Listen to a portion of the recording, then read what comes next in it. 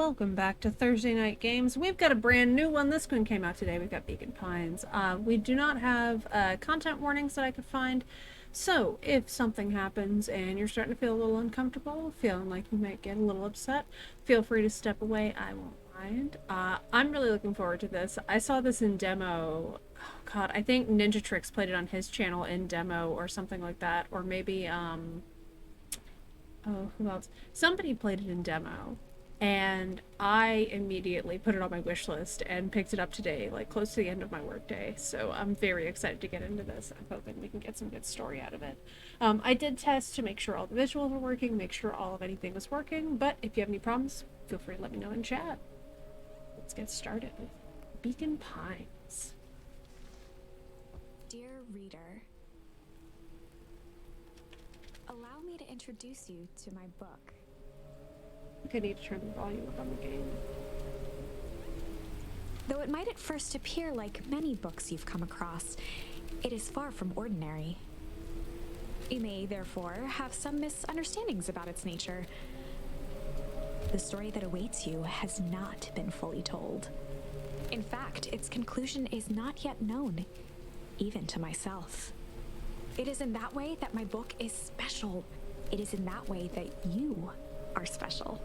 Without you, there is no story. Chapter 1. Normal isn't what it used to be. Oh, that's pretty. This is a story about change. Nestled in a shallow valley is the town of Beacon Pines. Far from the town square, across the river, past the neglected welcome sign, a young boy walks alone at dawn. Oh, it does update. His name is Luca Van Horn, and like you, dear reader, he's here for a reason. Oh, that was a really cool transition. Alright, we've got WASD and E to interact. Oh, hey, Dad. How are things going? Today's the first day of summer vacation. Now it's loud all of a sudden. I start middle school next year, I guess. I was 6 years old when you died. And it's been 6 years now. Is 12 the right age to start middle school? From here on out, you'll have been gone longer than you were here. Feels like that should mean something. Mom always said that this tree was your favorite spot in the world. Me too. Hey, Luca. I knew I'd find you here. Rollo was Luca's closest friend. He possessed many fine qualities, but subtlety was not one of them. Well, after I banged on your door till your gran answered, and after I checked the pond, and climbed up to the treehouse, then I knew I'd find you here. Rollo finally noticed the tears welling in his friend's eyes, and the flowers on the grave. Oh, yeah, right. You and your mom always did this on your dad's birthday. Yeah. Well, I didn't know if you were gonna keep doing it now that your mom's gone too. Oh! She's not gone. She's just missing. Sorry, I meant to say since she went missing. She's gonna come back, Rollo. Of course she is. Okay, Dad. See you next time. Oh, Rollo. I think I'm ready to get out of here. Sure, lead the way.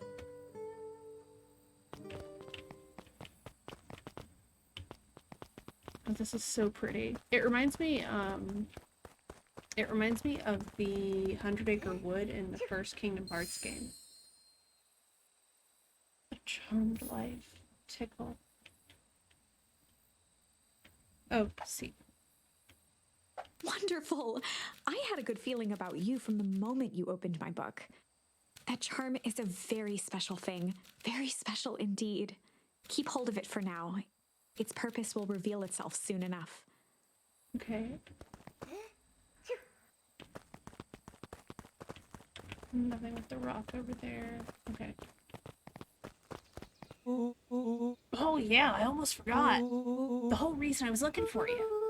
I was wondering if you'd ever get to that. I found the perfect way to start our summer. How's that? Rollo looked to the side suspiciously.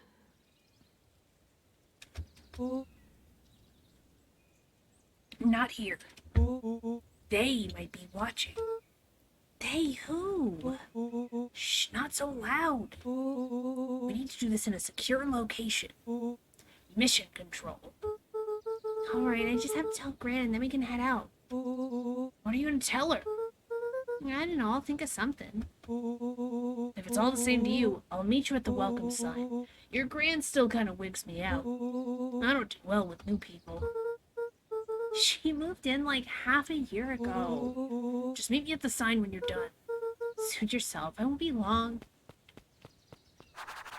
Tell Gran before heading out with Rollo. Oh, okay. Got it. So we've got a quest marker.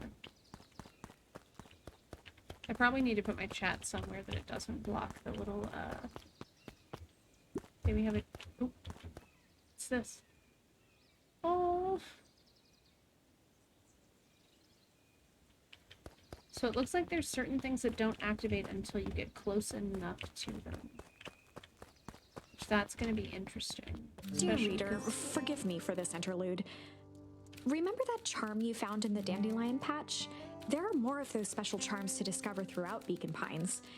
They've been known to reveal themselves to those who are willing. Some of them can be found in this very house. Noted. Since Gran had moved in, the house was more peaceful, more orderly, and more covered in flowery fabric.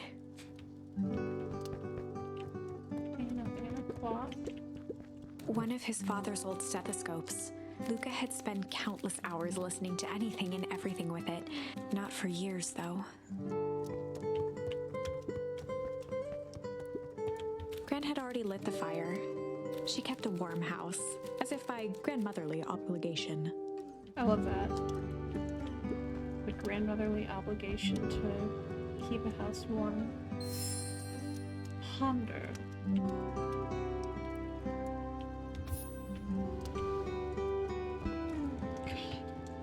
I'm sorry, the sliding off the couch animation is just such a very little kid thing. Like, it's accurate. Just some dusty knickknacks.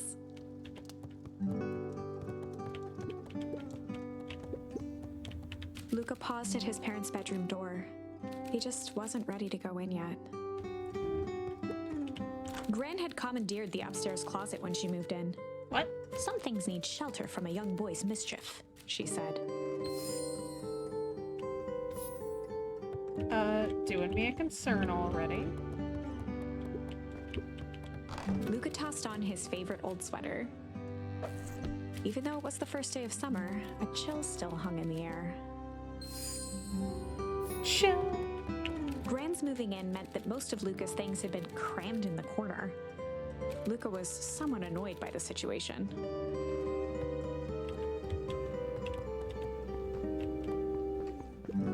Gran's bed was undisturbed.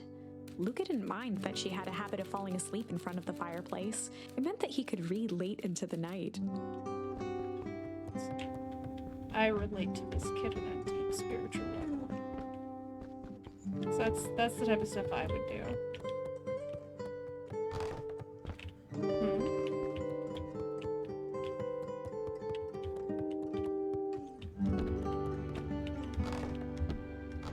Oh, okay. That was the sound of me opening the little, what's it called, a footlocker? An array of prepared meals crowded the refrigerator, each labeled with the day of the week. Look, A pair of dull scissors, a broken can opener, a mostly empty bottle of glue, and some loose string. these devs gave me a mission. They said there are charms around this house and I am gonna find them.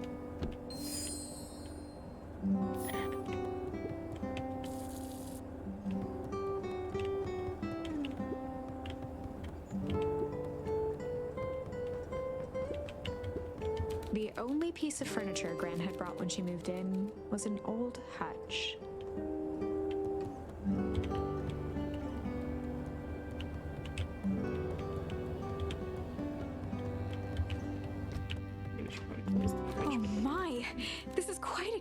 darling. I am now certain that you are the one I've been waiting for all these years. You'll recall I was a bit coy regarding the use of charms earlier. Excuse me, I tend to have a flair for the dramatic. You are about to encounter your first turning point. There are certain times in this tale when everything hinges on a single word. Step forth, dear reader. Can I look for more A sturdy terms old first? wheelbarrow.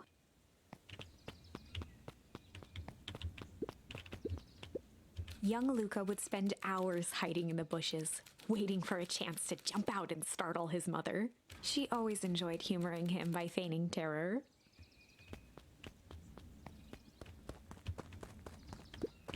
A beginner's guide to gardening laid open on the bench.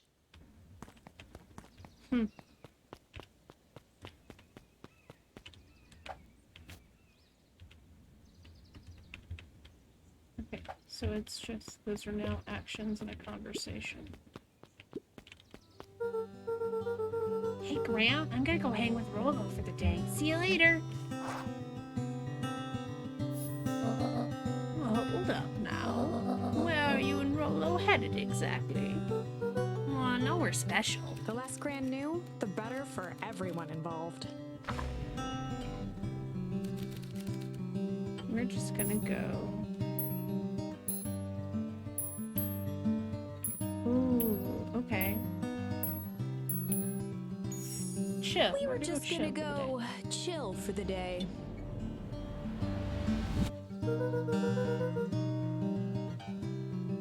We were just gonna go chill for the The day. best lies are built on truth. You boys always in a hurry to do nothing. We stick to what we're good at. We'll make sure you're done chilling in time for supper. Easy. Impressive. You've managed to navigate your first turning point without too much of a mess. That is the power of charms. Without too much? A single word can change everything.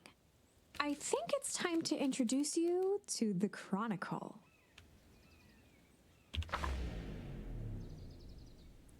The Chronicle is a record of the decisions you've made. You can see the turning point, which has been revealed. At any time, you can use the Chronicle to go back and invoke different charms, creating new branches. Oh, cool. Luckily for us, this is the one and only turning point where the charms won't dramatically alter fate. It's the perfect opportunity to experiment with rewriting things. Okay. We were just gonna go hide for the day. We're just gonna go hide for the day. Hide? Traditionally, when one is trying to hide something, they avoid literally using the word hide. Yeah, I guess Rollo bet some other kids we could beat him at hide and seek. Aren't you a little old for that? Not like there's much else to do around here. We'll make sure you boys are done playing a little game in time for All's supper. well that ends well. Okay.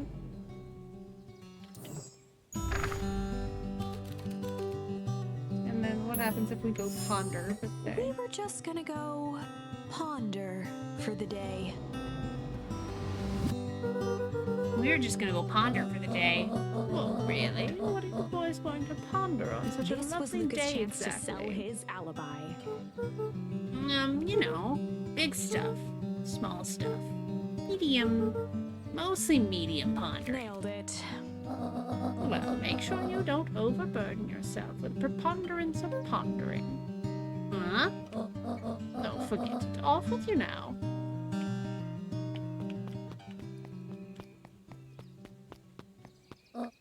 Oh, and Luca. You and Rollo stay out of trouble. I know. Amazing. The plan wasn't to get in trouble. Until it was. Okay. So we're meeting Rollo over by the sign. Come on! Dang it, Rollo.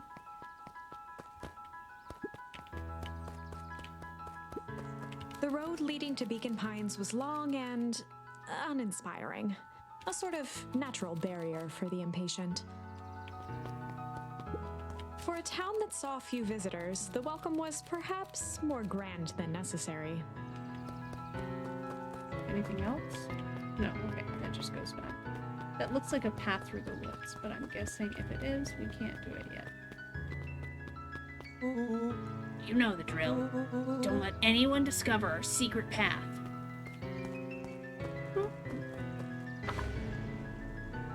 Chapter 2. Welcome to Beacon Pines. For many years, this valley had been a small mining outpost. It wasn't until Sharper Valentine built his fertilizer company that Beacon Pines was established.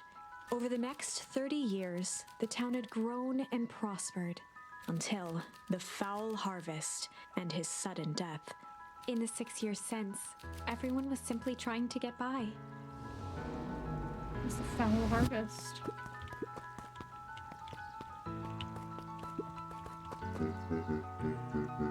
Sorry, young Mr. Van Horn. Can't talk right now.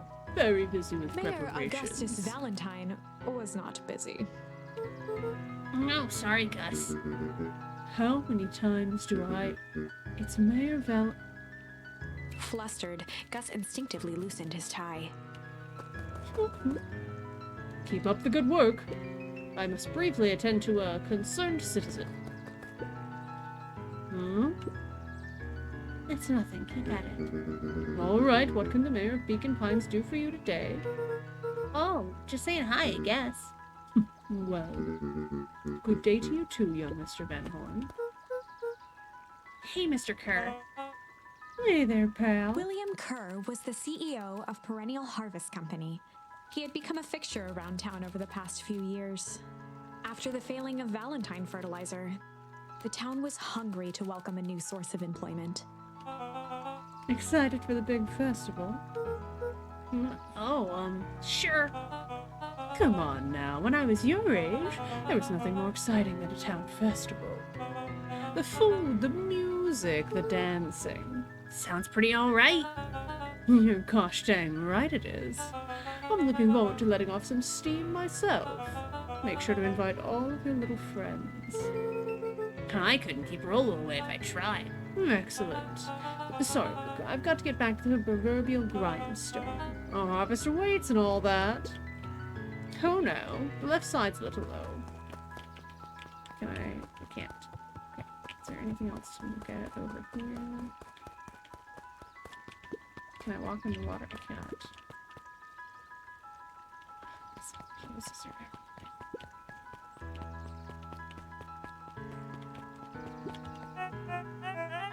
Mr. Van Horn, do you have a moment? It's just Luca. Golly, I'm sorry. It's my first week at Perennial He pulled Harvest. a pen from the pocket of his sweater vest and began to frantically jot something down on a clipboard. Wonderful, it won't happen again. If we are going to be on a first name basis, then you can call me Pete. Oh, nice to meet you, Pete. Sorry, what are you writing? Oh, just documenting. Gosh, it's exciting to be part of something so darn special. You know, it's not just about new fountains and phone booths. We're gonna change the world.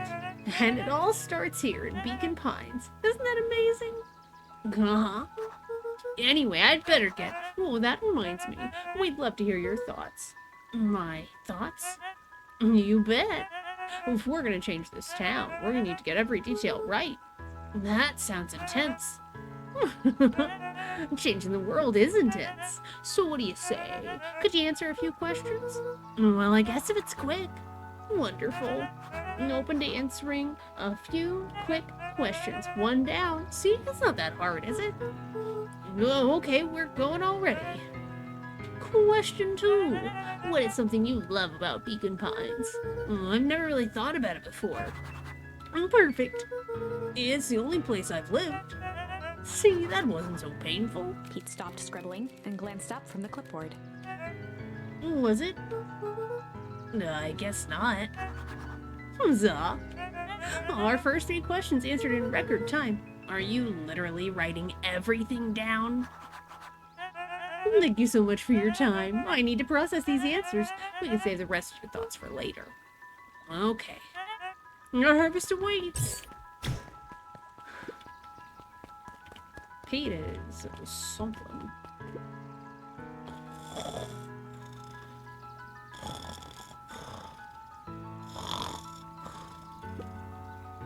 Hey, Mr. Sinclair? Mr. Sinclair continued snoring and lifted one eyelid just enough to see who it was, a tactic he often used to avoid undesirable conversation. You who, Mr. Sinclair? Don't you see I'm sleeping, boy? How's the napping today? Crummy as always. Used to have a perfectly nice view from here, till Perennial Harvest put that monstrosity of a building in the way. Why don't you just move your chair a bit?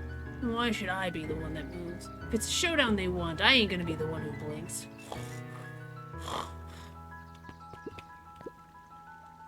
Come on, Andy, grab his wallet. Well, I'm sorry, Iggy, I can't. Do it or we pound you. Yep. Yeah, but my mom said, yeah, but. If I had a nickel for every yeah, but, I'd be the freaking king of nickels. Ain't that right, Tish? Yep. Wow. The king of nickels. All right, Rola's waiting up at the treehouse. Oh yeah, I didn't check if there was Old Pickler's Pond.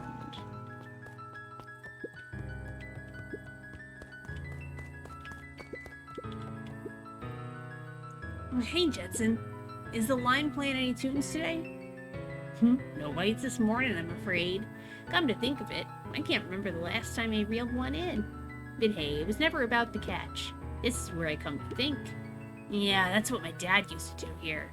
Well, that reminds me. If you ever want his chair back, I've taken a standing recently. Keeps me from falling asleep at the reel. If you don't mind, I think it should stay. Not at all. An empty chair makes for a great listener. Whenever Luca saw his dad's chair by the pond, it reminded him of the days they'd pack up a couple of sandwiches and fish until sundown.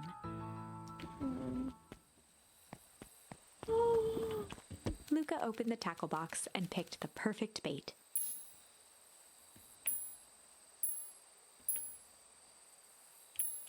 Luca tied a shoestring to the hook. What fish could resist a nice shoestring?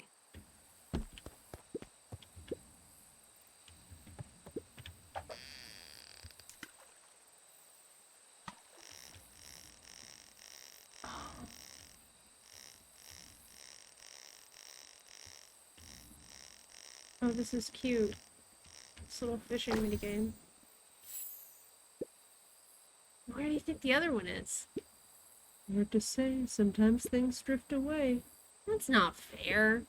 No, it's not. Wherever it is, I hope the other boot at least has a sock to keep it company.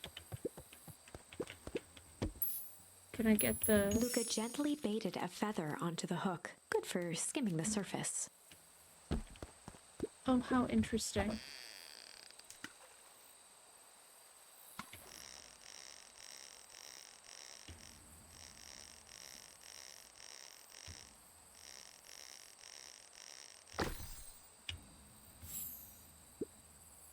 Well, I'll be switched. It's your old rubber ducky. Yeah, you were just a little drooling ball of fur when you lost that. Cried for days. I told you it'd turn up. So can I keep fishing? Luca tied a... What fish could... Okay, so I can keep fishing.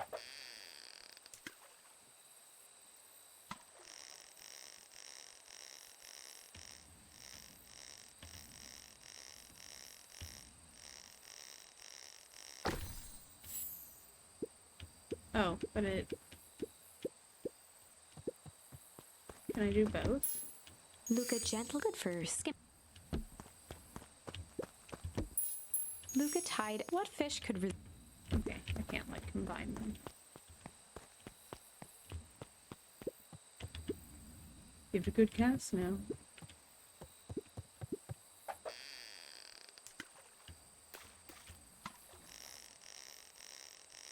There's gotta be some trick to this that I'm...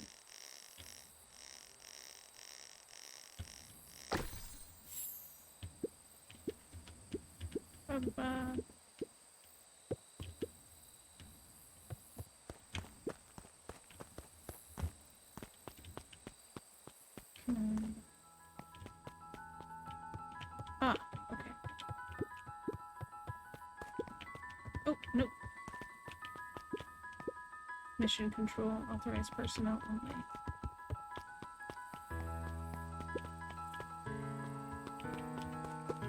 The boys had a good thing going, as long as they kept old Jeff happy. They had an endless source of precious materials to add to the treehouse.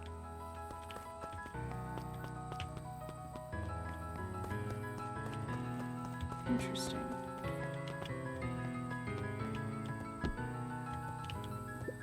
After Luca's father had passed, Rollo became obsessed with them building their own Hank atomic star scraper. It was some time before Luca realized it was Rollo's way of keeping him occupied. Oh.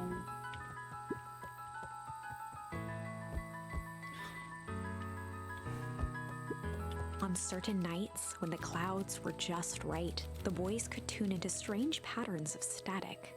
Rollo thinks it's aliens. He always thinks it's aliens. Luca's winter coat decommissioned for the summer. With the cold holding out longer than usual, he reconsidered its usefulness. Oh, interesting. Luca looked up at the satellite dish. Rollo nearly killed himself putting that up into the tree. Okay. While it didn't turn the radio into an interstellar communicator, as he'd hoped, it did at least boost the signal enough to overhear truckers one town over. Here's a question. Okay.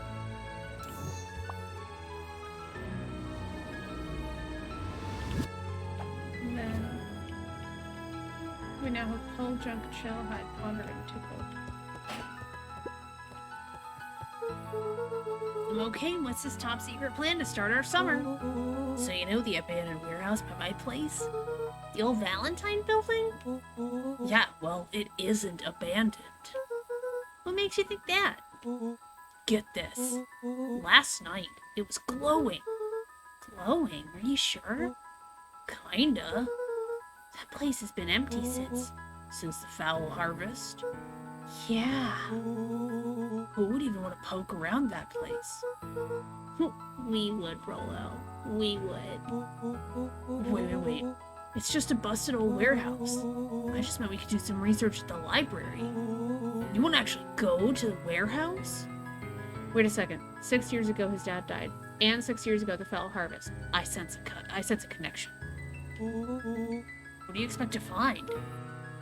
Answers. My mom's out there somewhere, and it seems like everyone wants to pretend she's gone for good.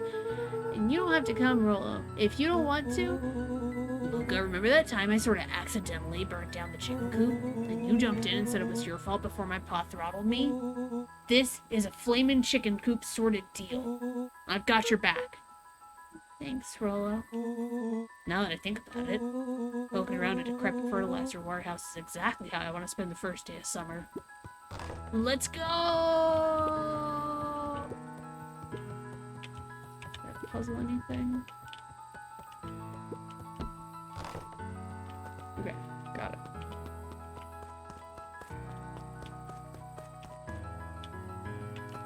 Okay, so control prevents moving.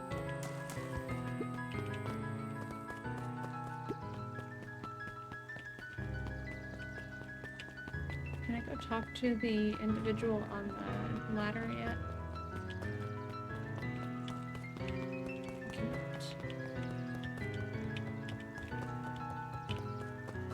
100% sure that there's nothing else over here, right?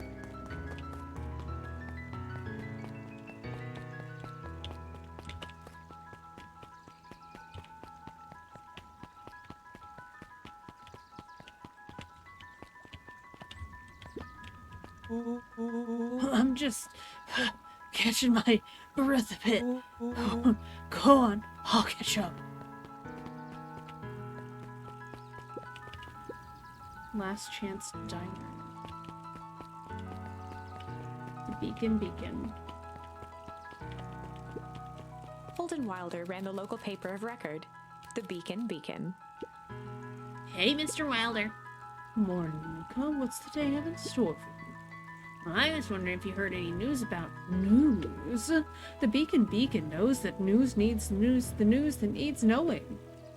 Any news about the old fertilizer warehouse? Nope. No. Rollo thought he saw some lights there last night. Rollo ought to be careful poking around that part of town. The winds of change are blowing, and change is a dangerous animal.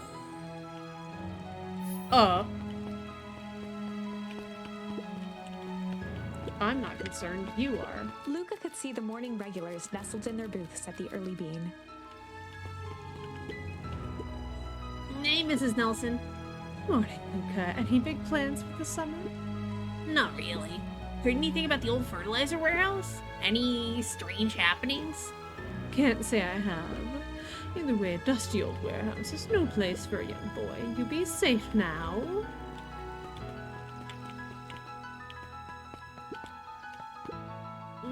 Piper? Oh, hey, Luca, what's up? You know it's summer break, right? Of course. And it's like the morning? Correct. And you're studying? Like they say, the early bird gets the proper education required for a successful and fulfilling career later in life. Hey, Zariel. Hey, Luca. Could you please tell this lazy butt to help out in the cafe? Lumi, Zariel would like you. Luca, let me give you a little gem of advice. If you never do what you don't love, then you'll never work a day in your life. Wow, you're really setting the kid up for success.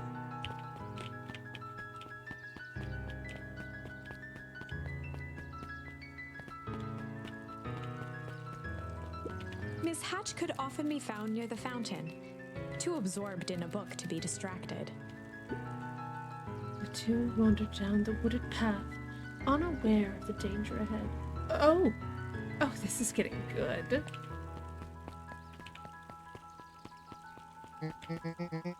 Luca, just the fellow I was looking for. Hey, Roxy, what's up? Oh, right. Rendezvous with Roxy. This is an important turning point. The first time where your charms will change the course of fate. And currently, we only have one suitable charm at our disposal. Have no fear, we can always return later using the Chronicle once we find more charms. Well, now I'm just rambling. Where were we? Have you seen my blockhead brother today? He skipped out right before breakfast. Well, not really, no. Can't say I have. Can't say or won't say. Roxy, would I lie to you? Luca, wait up! I almost forgot to tell you. Roxy might be lurking around here. This is one of her favorite places to stand around and be useless. Rollo! So we need to make sure she doesn't spot us. Rollo! Why are you doing that turning thing with your body? Wait, you're not scared, are you? She's harmless. And a chump. And she's right around that corner, isn't she?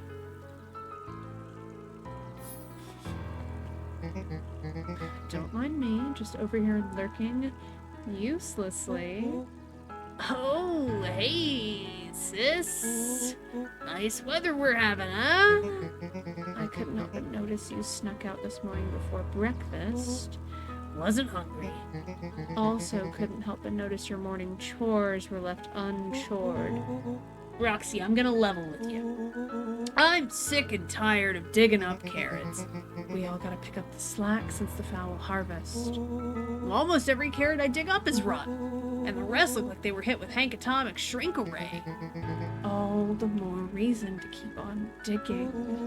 There's gotta be more to life than puny carrots. Look, Roxy, Luca and I have places to be, so if you don't mind... Oh, I do mind. I'm not gonna catch hell again because of you. So either you march yourself home and harvest those carrots, or I haul you home myself. Rollo froze as Roxy took a step toward him, cracking her knuckles. Luca knew he had one chance to save his friend from being dragged home. Was to be a little chill. In the past, he found the best way to deal with an enraged Roxy was to be a little chill. Oh no, this is gonna go so badly. Come on, Roxy, it's the first day of summer. The sun's shining and we just want to take it easy. What's the tomorrow's problem for tomorrow? That's great and all, but Rollo's problems have a way of becoming my problems. He always says tomorrow's work is best left for yesterday. March, you big O. Oh, rats. I expect a full report about the Valentine place. A full report! Investigate the Valentine warehouse alone. So, Fitz, what are you up to this lovely day? Nope. Cool, cool, cool, cool, cool.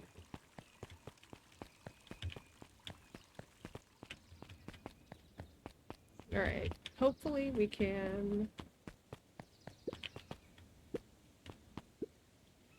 Hey, Dawn. Sorry to wake you. No problem, it comes with the job. Dawn had dreams of becoming a big-time reporter. At night, she searched for the story that could be her big break. By day, she hawked papers at the newsstand. What's up? Rolo said he saw something strange going on at the warehouse. You know anything about that? You might say I've heard some things. I'm working on a story about it right now. So what's going on? Can't say quite yet. I still need to follow up on a few leads. Keep me in the loop, okay? Sure thing. Things seem to be quiet in town today. Yep, everyone's preparing for the festival. Should be back to normal tomorrow. Catch you then? Catch you then. Oh, and Luca? I'm really sorry I haven't been able to find anything about your mom yet. I'm just grateful that you tried. I'm still keeping my ears up.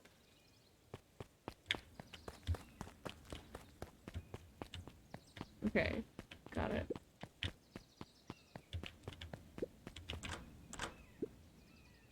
Guess Miss Fratelli's getting ready for the festival. Okay, so nothing at the diner.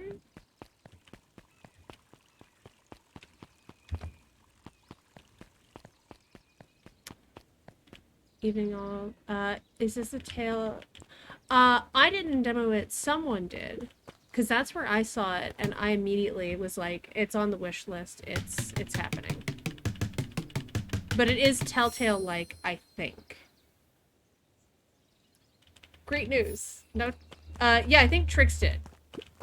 That's what I was thinking Trix did, and then I wasn't sure if that was correct.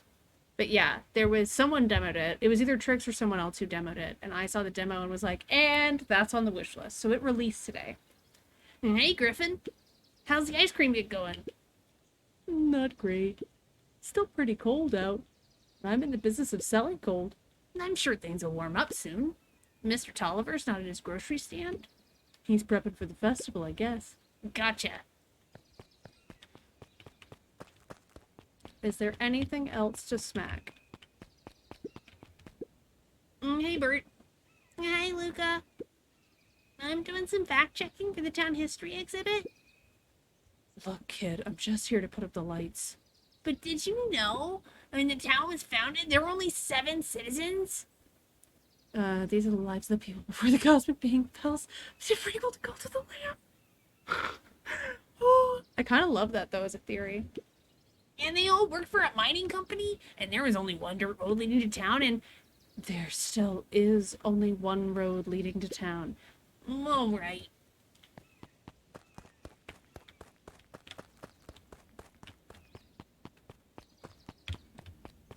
Nothing else over here? Okay. So we got the smack. Does smack change? It does not. Oh, I love that art, though. By the end of the game, we'll see a black sheep come down that one road.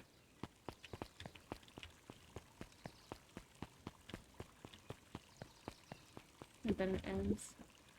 Sharper Valentine, founder of Beacon Pines. Never underestimate what a great man can do. A bit much, if you... I bet that's one of the options for the last... Oh, it's not. What are the missing options? So, our first, like... It has... So.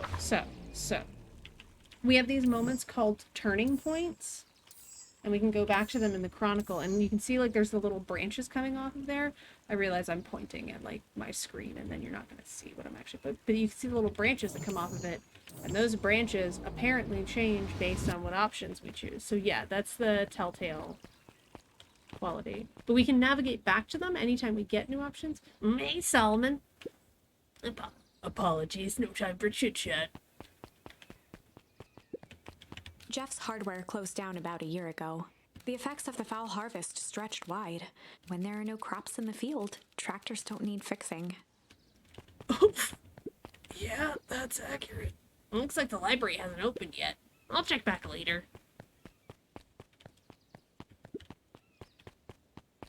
Nun Creed's drugstore. Look at my boy. Hold up a tick. Oh, hey, Mr. Nuncreed. I was just on my way to... Well, I just sold the last jar of your grandmother's preserves. Can't stock the shelves fast enough, turns out. Hey, that's great, but I'm actually... I guess Juniper will just have to swing by with some more of her lovely jam. Are you hitting on my grandma? Uh-huh. Well, don't let this old man slow you down. You just remind her that she still owes me that dance. He's absolutely hitting on my A grandma. promise Gran regretted the second it was made. Will do. She's a fine woman, that Juniper. Yeah, she's pretty cool, I guess. A real fine woman. Sir, this is a child. Gotta go. Sweeter than any jam on earth. Sir, a child. The phone booth was brand new, part of Perennial Harvest's Beacon Pines Reborn initiative. It didn't see much use.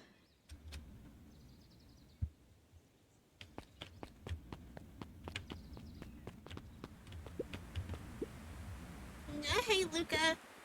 Hey, Joey. How's the bug hunt going? Not great. That guy will eventually tell you why Grandma's rusty. Sir? You can't... Nope. Will that get me banned from Twitch? You can't blow out old ladies' backs. It might be a permanent injury. Bugs have been shy this week. Bugs get shy? No, sure, bugs aren't that different from people. Sometimes they just want to be left alone. If you're gonna go into Weepwood, you just be careful where you step. No bug crunching. Got it. Luca peeked up at the beehive. It appeared to be deserted. That's strange.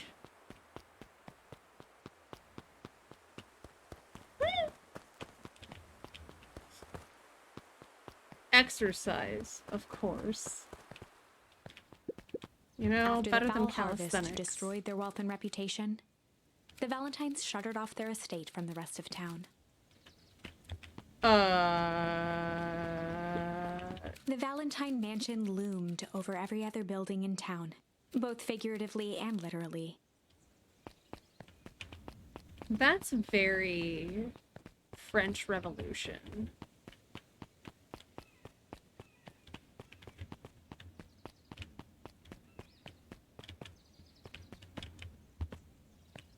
Okay. Boop. We're gonna go skipping, skipping, skipping, skipping, skipping. The path led into a small hollow at the edge of Weepwood. Okay, no turning back now. Caution, electrified fence. Is that sign The new? fence thrummed with a gentle electric buzz. Okay, so what would Rolo do if he was Luca here? often asked himself what Rolo would do, so that he could rule out that option. I'm definitely not touching that thing. Kid, you are about to get... As sparks flew from the fence, the light atop that section shut off. 2 bulbs remained. Huh. 1 more to go. Not the way I expected to deactivate an electrified fence. The fence's buzzing gave way to silence. Just throw mushrooms. Every kid in town knew the old Valentine fertilizer building. Long abandoned, the warehouse once served as the industrial heart of Beacon Pines. Now, it stood only as a reminder of things left behind. The dormant building showed strange signs of life. Okay, so Rolo wasn't exaggerating for once. What's going There's on only here? one way to find out.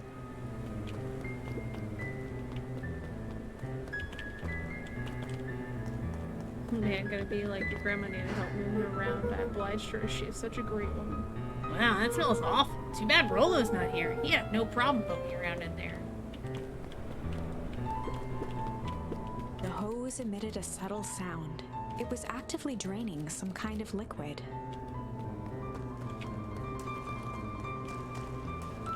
Ah, good. Draining industrial liquids into a public water source have never gone badly in the history of ever. Luca Locked. thought he heard faint sounds coming from the other side of the door. He pressed his ear against the cold metal to hear better. In the zipper? Footsteps?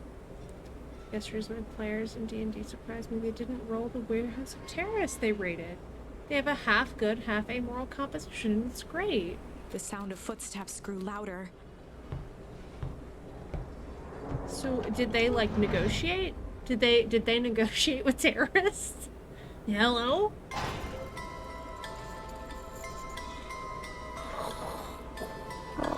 Shit. They broke for it, though. I adjusted the money and got 10,000. The heavy steel door knocked Luca to the ground. Disoriented, he looked up to see an imposing figure silhouetted in a green glow. It lunged toward him. He tried to scramble away, but felt a gloved hand latch onto his ankle. Luca watched his fingernails leave trails in the dirt as the hand slowly dragged him back through the door into the lab. Into the green light. This story is a... Okay. This is a story about change. It was far from the sort of change Luca imagined for himself. They turned them in, but the leader was a noble and a diplomat, so he banked on his own diplomatic immunity. But change Oh, cool. is, after all, I think. a dangerous animal. This is a story about terms of service. The end? I probably should have warned you about this. There are many paths that our story can take. Most will end in tragedy. But don't let that discourage you. We will find the ending that this story deserves. I just know it. From here on out, a charm will have a check mark when it's been used to its full potential at a given turning point. Now, let's try something different.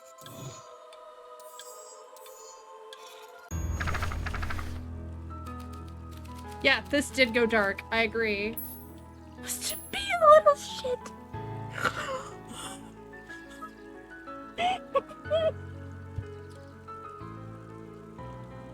I think this was actually like an intentional, like this is the path it wants you to take, is to die first so that you can learn.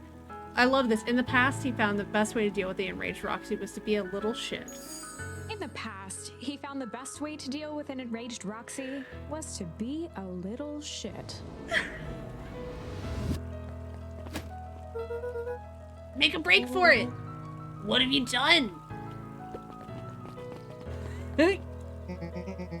Did that little shit just kick me? Kid poked around and got slept so fast. Run all you want, you little twerps. You gotta come home eventually.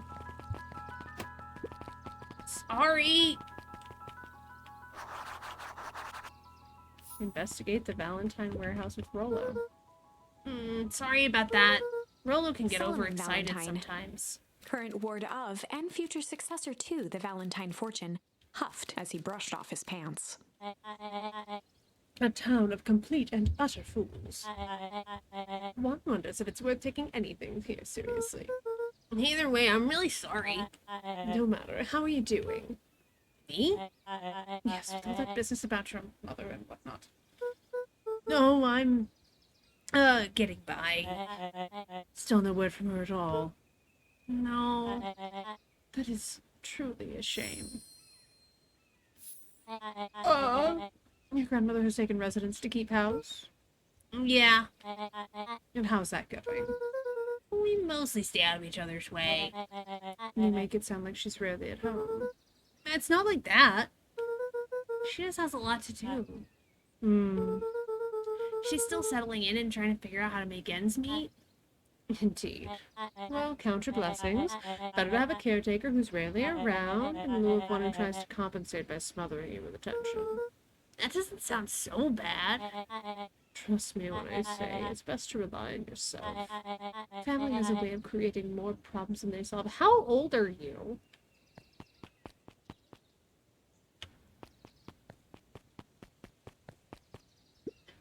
Solomon trifled a gesture toward the approaching heiress Valentine. The bard thought he could finesse and threaten with spreading rumors, considering what the diplomat was up to, and the ambassadors are like, do you think your rumors will do anything? This is protocol. Who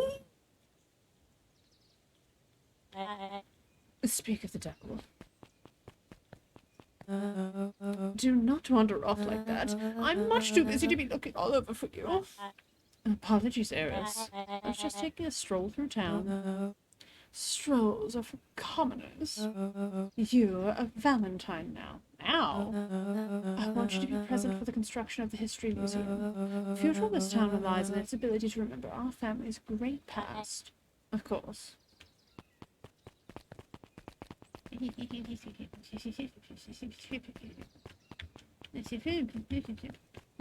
town's great past. Oh. Luca, my boy, hold up a tick. Sorry, Mr. Nuncreed. Kinda in a hurry right now. Boy's got too much of his father in him. Future Sato Kaiba.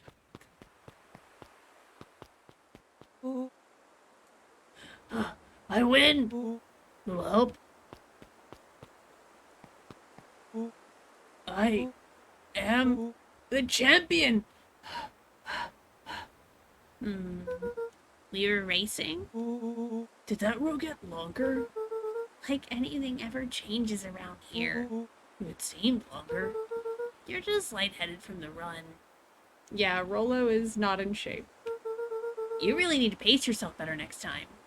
Not sure why I would take advice from second place. Has that sign always been there? Wait, what? Caution, electrified fence. No, that's definitely new. Creepy. How are you gonna get around an electrified fence? Don't worry, I've got this. Why did you do that? Paul always says you can figure out what the plan was when you're done. Great, what now? I did my part and established that touching the fence is bad. I'm sure you can handle it from here. I'll supervise. Okay. From a safe distance. Okay, so I didn't do it earlier. What's this little side path go to? Haha! I knew I'd missed something. Property of Valentine Fertilizer Company. Sold.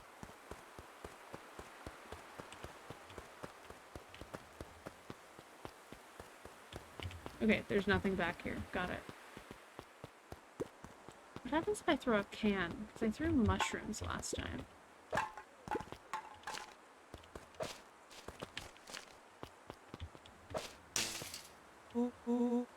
Whoa, you're a genius.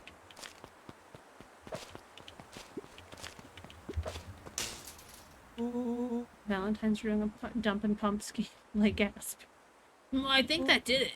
Luca, you never fail to impress. As the glowing windows of the old warehouse came into view, Rolo began to bounce excitedly. Go and check it out. Dang, Rolo, you weren't exaggerating for once. Was there ever any doubt? This definitely needs investigating. Good thing 2 ace detectives are on the case. Oh my god, this is so... I just love the vibes. This is bizarre. This is awesome. I don't think it did that last time. It did not do that last time. Did you feel that? What, the excitement in the air? You bet your butt I did. Yeah, I don't think you should... Check out this puddle. That's not normal. And this hose. Oh, no. No, no, no, no. Oh man, the door's locked. The one who lurks below. Try harder. No dice, it won't budge. Oh well. This dumpster's new, right? Bet it's got stuff in it. Yes, try harder. That's what I was thinking. I'm like, oh my god, they're gonna die. I can't really see what's in here. Who did all of this? My nose is itching. I think I smell some treasure. Are you sure that isn't the hazardous waste? Just help me get in. Rolo, it would be my honor to throw you in the trash. Oh, that squished too much. Come on, Lady Luck. So, what's in there? Let's see. There's a squishy bag of squish. Wow. A good inch of stagnant sludge. Your natural habitat. And then the needle pokes in GG. Yeah, kinda. Wait, hold the phone. Hold 2 phones. Check these bad boys out. Are those walkie-talkies? Just like Hank Atomic Communicators. These actually work? Ground command to Hank Atomic. Hank, do you read me?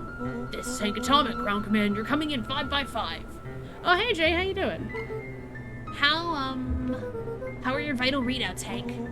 It's getting a little stuffy in here. Requesting assistance for evac.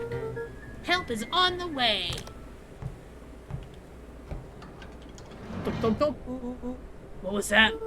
Someone's coming. Give me your hand. I'm trying. My hands are covered in squish. Scoot over. I'm coming in. Puffing those fumes the whole time. Yeah, like, this is giving Chernobyl and 3 Mile Island. No, no, no, no, no, no, don't put trash on them.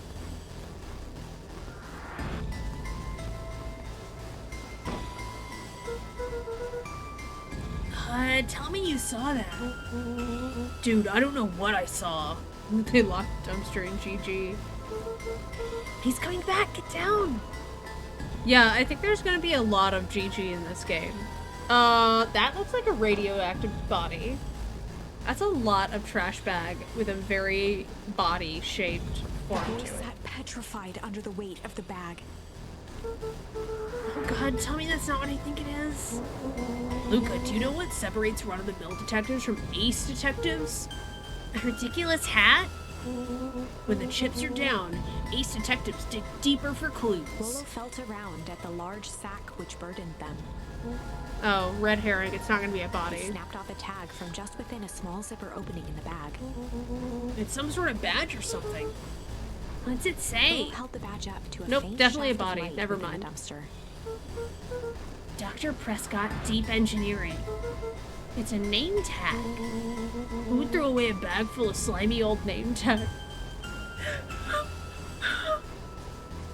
This is like a D&D party. This moment right here is a D&D party. You pull a name tag out of the bag. It says Dr. Prescott Deep Engineering. What do you do? Wow, who would throw away a bag of slimy old name tags? I think it's just one name tag. Thank you. Thank you, Luca. I think it's just one. Let's leave nothing here. I think it's just one name tag and a bag full of something else. Okay, okay. I think we should make a break for it. Stay calm. This is no time to panic. Quest failed. I'm not panicking. You're panicking. Rollo, calm down. You don't have to squeeze my hand so hard. Dude, I am not holding your hand. Quit messing around. What other slime-covered hand would be here? Ah! Yep, that's a whole arm. I am beginning to see the benefit of your Run for Our Lives plan. Right, we've clearly established that I'm faster than you, so I'll go first. Why not go together? Flaming chicken coop, Luca. I'll make sure the coast is clear. After I go, count to 100. If you hear me yell, run. If you don't hear me yell, run. Actually, either way, haul ass. Rollo, I'll give you credit. You sure found an eventful way to start our summer. That's what I do. Well, here goes nothing. Lucas sat in the dark, tracking the sound of Rollo's footsteps as he ran. 1, 2, 3. He pressed his ear to the dumpster wall, straining to hear Rollo's footsteps as they faded away. 15, 16, 17. He tried not to think about the contents of the dumpster as he counted. 35, 36, 37. The thick stench made it hard to breathe. Screw it, that's long enough. Luca carefully lifted the lid and peered out. Nothing. No sign of Rollo.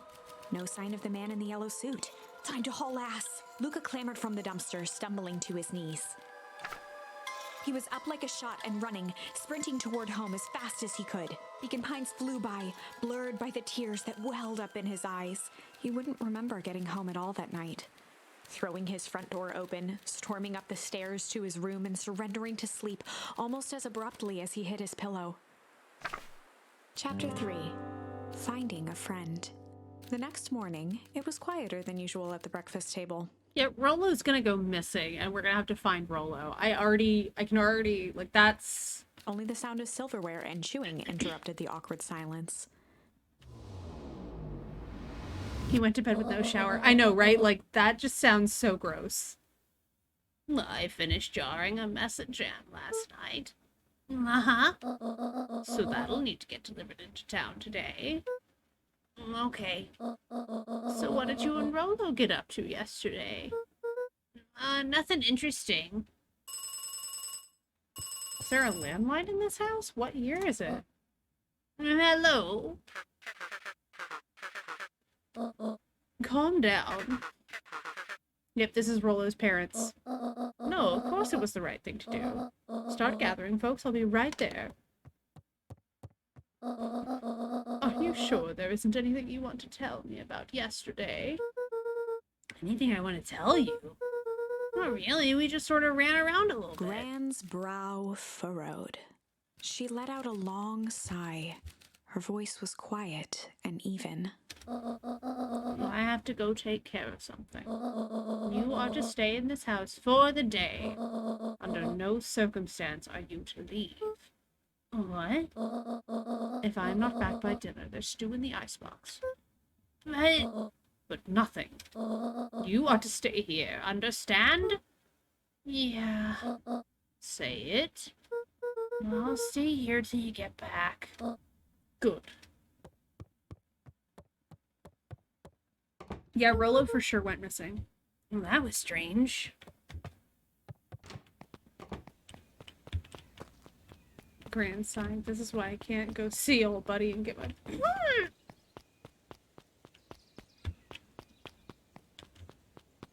No, I don't think she likes him.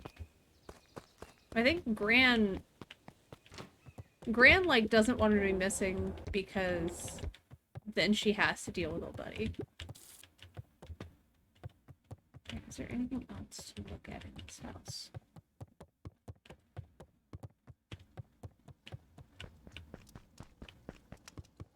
Man, we just left all the cabinets open. A faint electronic... Oh, what? A faint electronic sound. Is that coming from upstairs? Oh, hold on. I do want to close this door, though. Yeah, no. It's Morse code.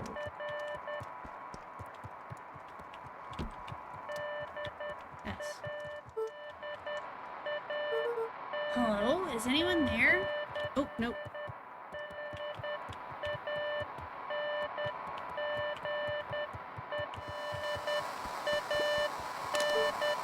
Hello? Rolo, is that you?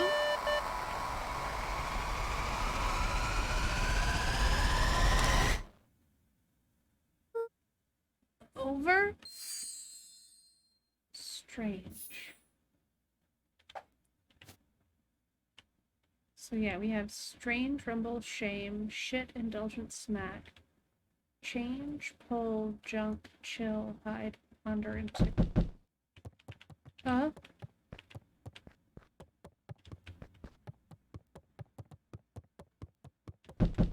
Did hear a knock. Oh, hey, Roxy. If this is about me, accidentally kicking you yesterday.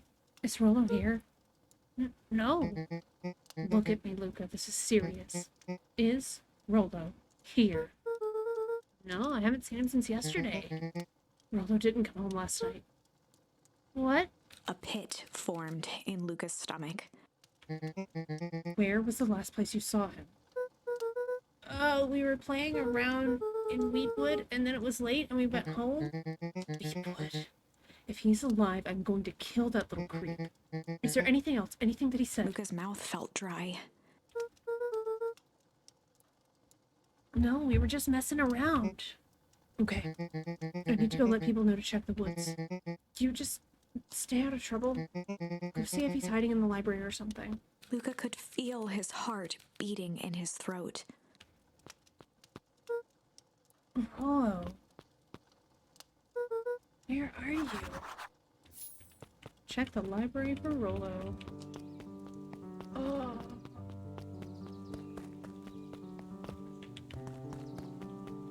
I still can't go that way yet.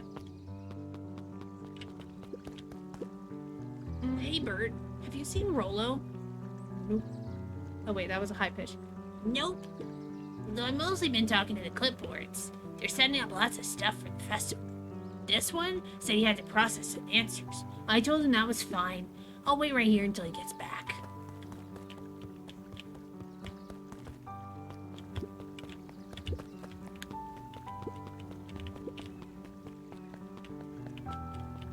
Okay, so you're not available for talking today? Howdy, Luca. Hello again, Pete. I'm not Peach, silly boots. It's Toby. You could have fooled me. Well, hey, it's no problemo. The important thing is we'd love to hear your thoughts. Yeah, I'm getting that impression. We're all part of something special, Luca. And it all starts Right here in the Beacon Pines. I got Toby it. looked up from the clipboard excitedly. Oh, that's right. So how about you start by telling me? Look, no offense, but I've got my own stuff to take care of. Aw, you joker.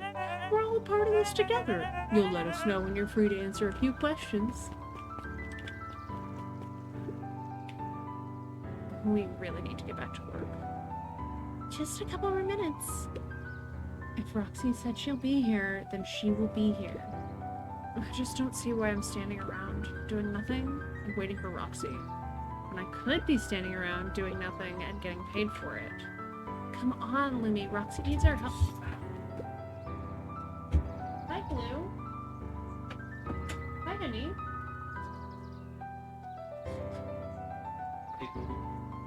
My parents wouldn't listen. No offense, but isn't Rolo always getting into trouble? Something feels different this time. And what can we do to help? We need to check where the adults aren't. So I guess it's up to us to check Weepwood. Our shift doesn't end for another couple hours. We could spend the time making posters. That would be great. I guess. Right, Fitz and I will check Weepwood. We'll be back later to pick up the posters. I think my dad has a map of Weepwood. Let's swing by my house and grab it before we head out.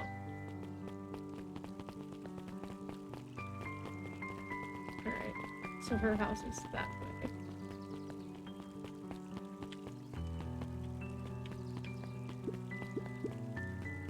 What's over here? Hey, Dawn. Is it true about Rolo? Yeah, he didn't come home last night. I wonder if it's connected.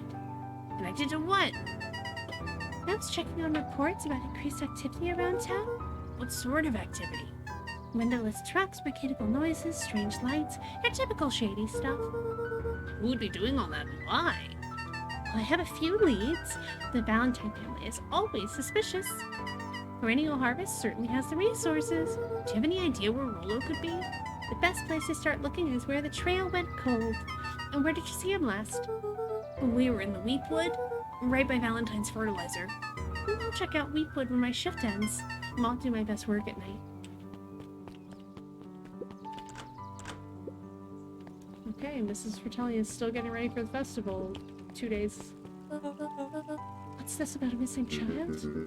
I must stress that the situation is completely under control. It just seems all so terrible. And you're sure there's nothing we can do to help? Nonsense. Young Mr. Cotter will turn up safe and sound, I am certain. You just focus on settling in. Trust my sister has supplied you with suitable lodging? Oh, yes. Miss Valentine has been more than accommodating. We were just telling our daughter Beth that... Now, where did she run off to?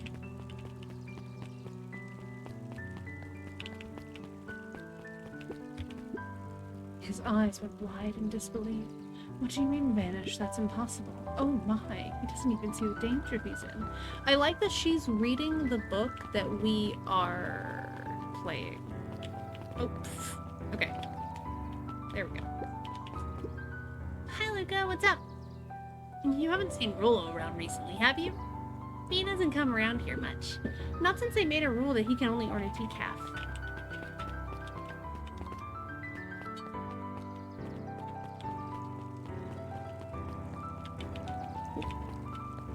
Trying to go up the stairs. Alright, stairs are blocked off.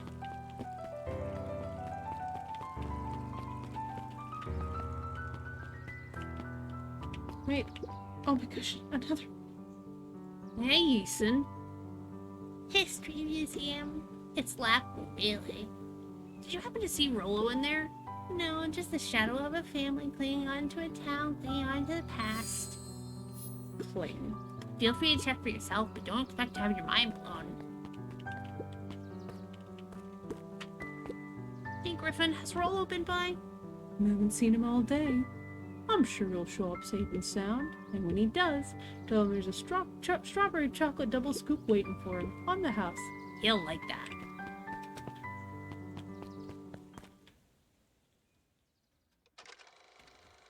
Sharper Valentine, a celebration of excellence. We all know Beacon Pines is a great town.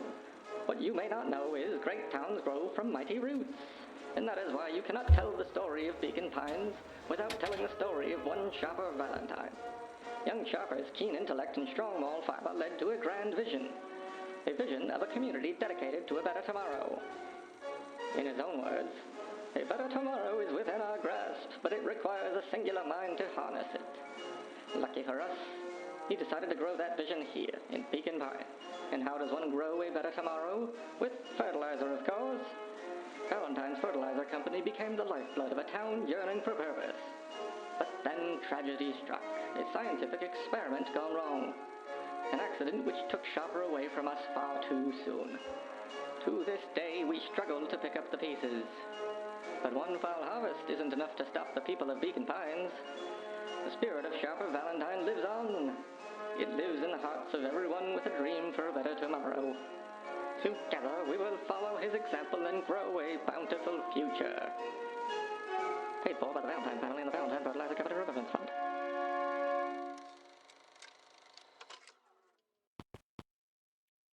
Okay, that was unhelpful. That was amazing. Useless, but I loved it.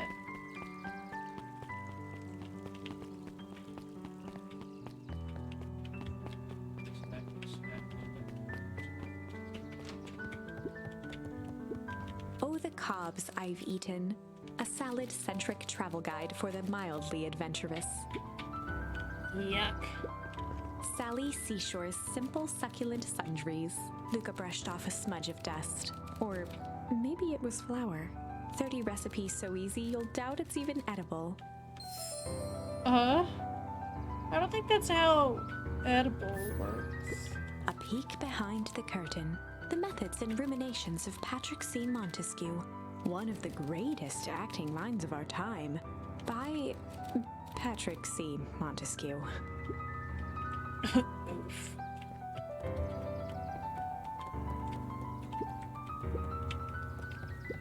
There were rarely any actual new additions. Simply a variety of existing content rotated into the front display each week. Not fooling anyone.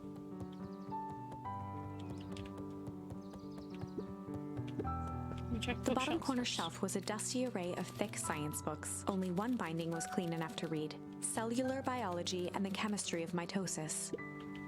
Boring. Mycological Phosphorescence. Oh, mushrooms. Ugh. More like my complete loss of interest. The entire top level of the library was devoted to comics, most of which were Hank Atomic and the myriad of lesser revered spin-offs. Huh. Just got an achievement that says nerd.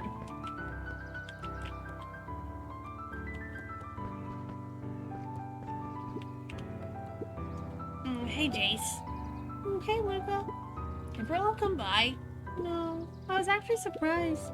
He's usually here early on days when a new issue drops. Rollo's the biggest Hank Atomic fan I know. Besides myself, that is. Well, if he does swing by, tell him to meet me you know where. I don't know where. No, he knows where. Oh. Roger that, Space Cadet. Kato volunteered at the library during the summers. He wasn't very social, so he'd dedicate each summer to becoming an expert in a single subject, Iconic. making him a reliable source of very particular knowledge. If you were to ask Kato something he didn't know, He'd escape into the dusty old bookshelves and return with just the right thing.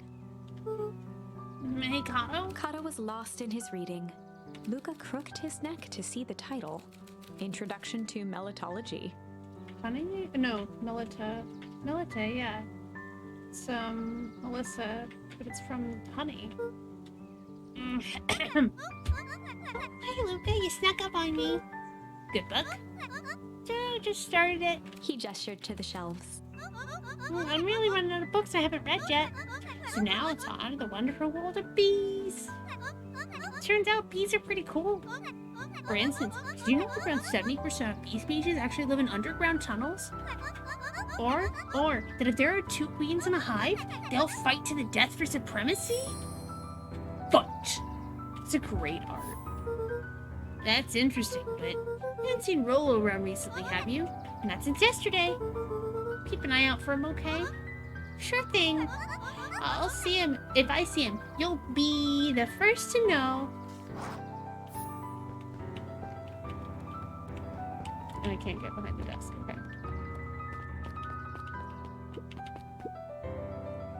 What sort of monster puts candy behind a locked door? Oh wait, that's a cat, not Sebastian. Never mind. Oh yeah, Mr. Nuncreed works weird hours sometimes.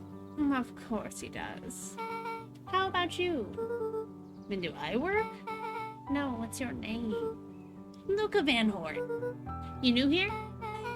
Yep, not by choice. Beck's family moved often, giving her little time to establish any real connections. She would tell you she prefers it that way. I'm looking for my friend Rollo. He didn't come home last night. So he's missing? I guess so. Like, missing? Does that sort of thing happen a lot around here? Luca shifted his feet uncomfortably. Oh, that sucks. Yeah. So I should probably get going. Hey, wait up. What? Beck pulled a coin from her pocket. I'm coming with you. What? So says the unlucky penny. Unlucky? Well, technically it landed on heads. Leave this kid to find his friend alone. But I always do the opposite. Oh, that's kind of like me and Rollo. I guess Rollo's my unlucky penny. That settles it. A person should never be without their unlucky penny. Let's go find him. The name's Beck. Pleasure to meet you, Beck. I suppose I could use some help. Try to keep up.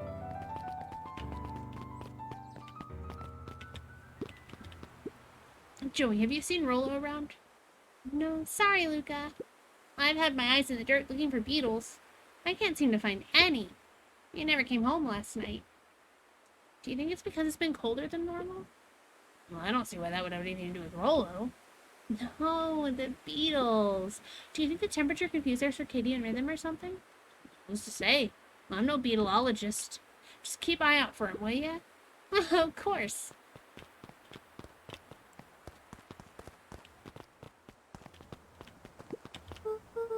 Dang, they boarded up the way in. Alright. Time to check that side path. Wait, what's that? No, okay.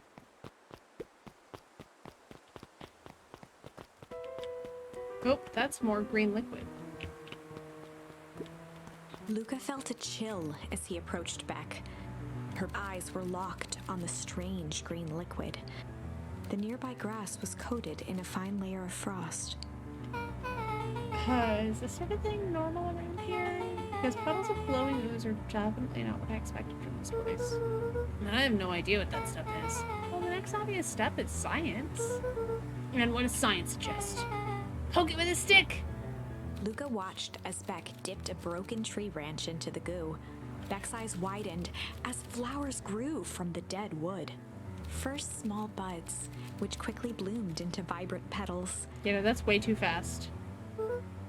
What the? Whoa! As quickly as they had grown, the flowers began to shrivel and turn gray. Beck dropped the stick with a grunt of disgust. Beck is an incarnation of Moses. Okay. So science tells us the skunk is weird as hell. Yeah, it seems dangerous. Hey, Tish, look what the cat dragged in. Yep. I don't have time for this right now, Icky. Aw, don't say things like that. It hurts Tish's feelings. Ain't that right, Tish? Yep. She looks fine to me. Why, hello. I don't think we've been properly introduced. Iggy's the name. This is my compatriot, Tish. Yep. You've probably heard of us. I can't say I have. I'll forgive you just this once on account of you being new around here. Why would you hang out with this stud? Oh, he seems pretty alright. Iggy, why do you have to be so... you? Has he even told you that his parents skipped out on him? Shut up. It's true, they got tired of having such a pathetic kid and left him. Iggy, I'm only gonna say this one time. Don't talk about my family. Look who's grown a backbone now that a girl's around. First his pops croaked, and then his mom finally couldn't take it anymore and bounced. Iggy took a step towards Luca, his sneer lit by the glowing puddle. Beck could see tears welling in Luca's eyes, his fists clenched. Some things about Beacon Pines were very different from the city. But a bully from a hayseed town is really no different from a city bully. Beck took a deep breath and thought.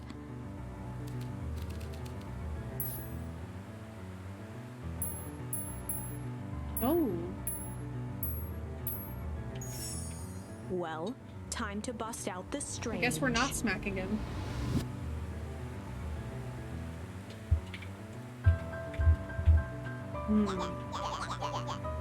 Alright, Luca, looks like you need a little mud bath. What's wrong with you, new kid? We're about to pound your friend. Beck stared in silence, the only sign of life being the twitch of an eye. It's weird when people don't talk. Yep. Stop being a weirdo. Hello? Are you some kind of wackadoo? Makes sense. Wackadoos travel in packs, At eh, the sight of Dud? Iggy taunting Beck, something in Luca snapped. Iggy's smirk shifted to a look of shock as Luca launched himself into his stomach. Ah! Iggy's clothes were drenched in the glowing ooze. You jerk! My clothes are Iggy's ruined. I'm voice gonna. began to slur as he struggled to get up. Oh no. Oh no. I don't feel so good. Oh! I'm sorry. I just. Oh shit. Yup.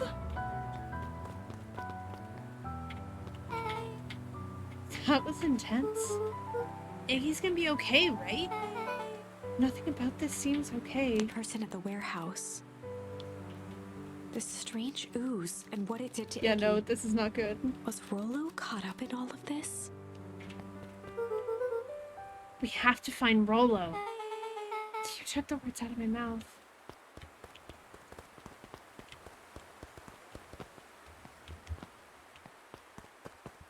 Okay, so that's an invisible barrier.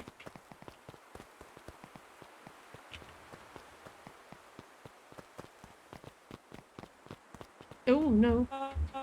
Whoa there, little buddies. You startled me. What in the dickens are you up to in this part of town? We were just helping look for Rollo. Oh, you haven't heard the good news? Rollo showed up safe and sound a bit ago. Really? No, this is not gonna be okay. So where was he? It's funny, really. He just got a little turned around in the woods. They can be disorienting, you know. I'm starting to get that impression. Rollo's at his house now, getting some well-deserved rest. Wow, that's a relief. You two should scurry along before you get lost yourselves. Yeah, come on, Beck. I can't wait to introduce you to Rollo. Oh, that reminds me. Luca, your grandmother was looking for you. She was? Now come with me to my band, right? She was worried sick. You should march straight home. I guess. Beck, your folks might be getting worried too. I'll walk you home. I need to talk with Nellie about work anyway. Beck glanced toward Luca. I guess all's well that ends well. I'll introduce you to Rollo tomorrow. Sure. Glad he's okay. Yeah, no, I don't trust that at all. Rollo was safe. A wave of relief washed over Luca, I don't think which Rollo's was safe. quickly replaced by a sense of dread. Gran is going to kill me. If he hurried, he might just make it home before sundown. Chapter 4. Our harvest awaits. And then the gunshots were heard. That's an ominous title. Luca took a deep breath and gingerly opened the door, steeling himself for Gran's wrath.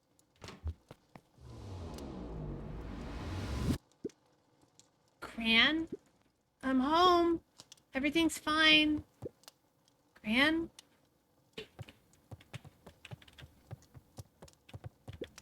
Gran? I know I wasn't supposed to go anywhere. I was just helping look for Rollo.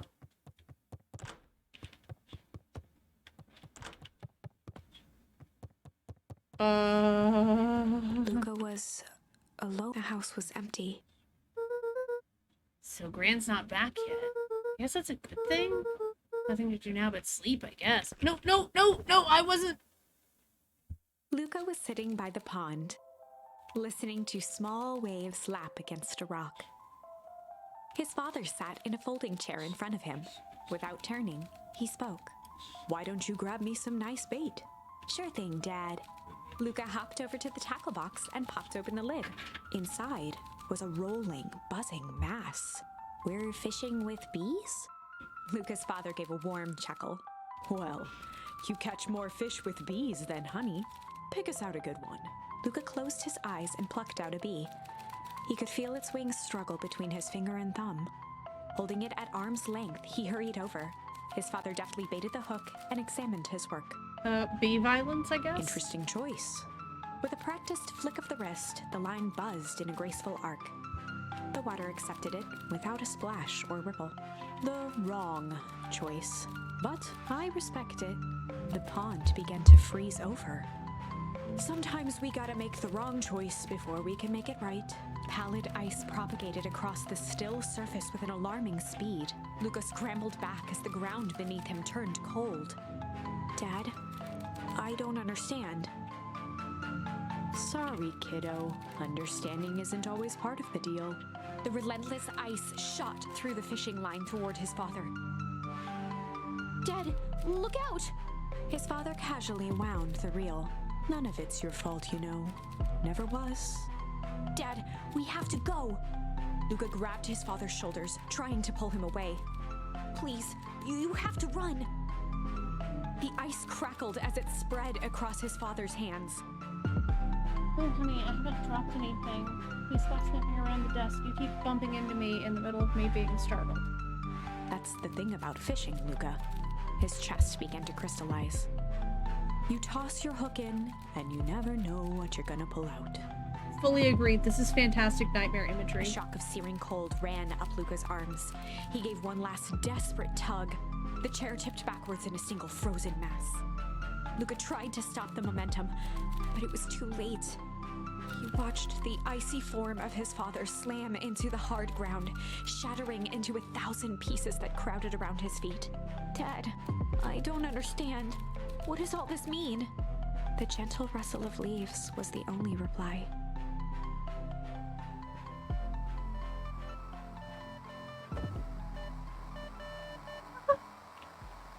Luca's eyes struggled to focus on the walkie-talkie. Great nightmare. I love the background of this. Rollo?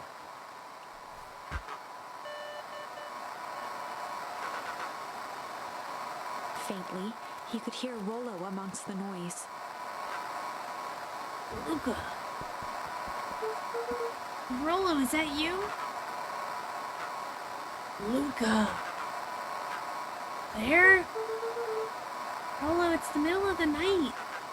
Luca, thank God. Listen, I don't know how long this thing will work down here. Down here? Rollo's voice was coming through more clearly now. But some words were still just static. Listen to me. Someone grabbed me yesterday. What? The man in the hazmat suit? Took me to some sort of... I think I'm underground. Have a good night, Jay. Thanks for hanging out.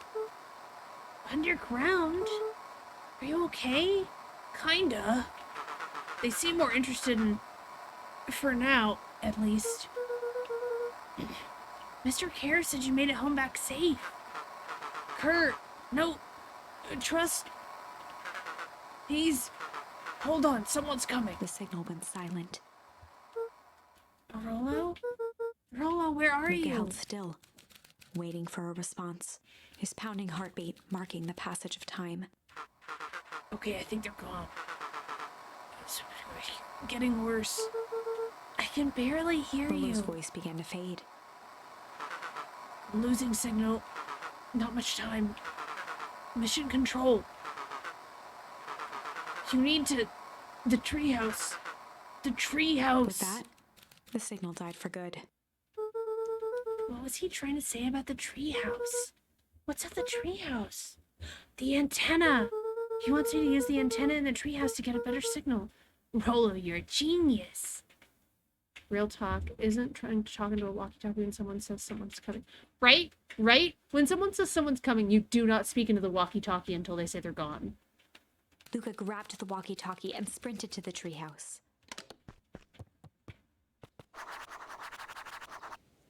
Look up the... Oh. It's cool, we're wandering around. Luca heard a group of footsteps approaching. He dashed behind the bushes to avoid being spotted. Oh, Grandma. So, we all understand our roles? You can count on me. I still think we need more time. That wasn't the original Mr. plan. Tolliver paused, shifting his eyes to one side. We're all in danger now. I, for one, refuse to sit idly by while that danger persists. Hiram, you just keep your wits about you. Mr. Tolliver took one long, quiet breath. You're right, you can count on me. Well, I just wish that we could have made that deal with Eris Valentine. Her resources would still come in handy. As I said, I had no time to contact her after your call this morning. Plans change. How's Lincoln holding up? He's fine. We shouldn't lose sight of the fact that this is all... I know very well what all this is for. We have no choice. Operation Sparkplug has a new objective. Are we in agreement? The three shared a determined look. Good. We'll reconvene after the festival. I guess Operation Sparkplug. What are these adults up to? Gran, don't you just... Oh! The way my heart would leap out of my chest. Gran, why are you meeting up with Mrs. Fratelli and Mr. Tolliver late at night? Oh, Jesus! Hey, Luca. Dawn, you scared me. How long have you been there? Just a few minutes. Earlier today, I saw Mr. Tolliver and your Gran enter the diner together. When my shift at the newsstand was over, they still hadn't left. So I used the greatest tool of any investigative reporter. Time. When they left, I tailed them here. What do you think they're up to? Whatever it is, they seem organized and determined. They mentioned the festival. Yeah, I heard that too. Has your Gran been doing anything different recently? Anything strange? She got a phone call this morning and rushed out the door. A call from Hiram Tolliver, it seems. She was either furious or terrified. Or both. Luca, be careful out there. I think we might be in the middle of the scoop of the lifetime. And I will. Aren't you coming out? No, I'm gonna stick out here for a bit longer. See you, Luca.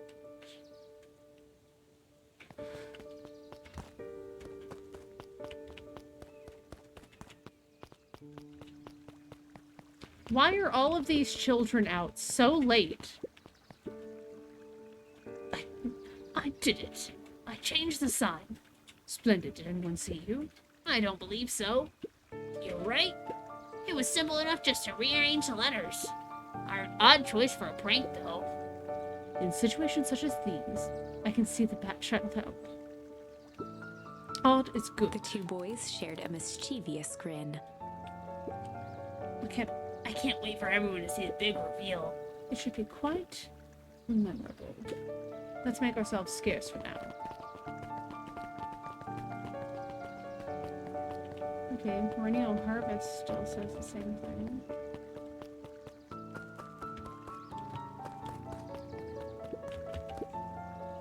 Oh, Pickler's Pond.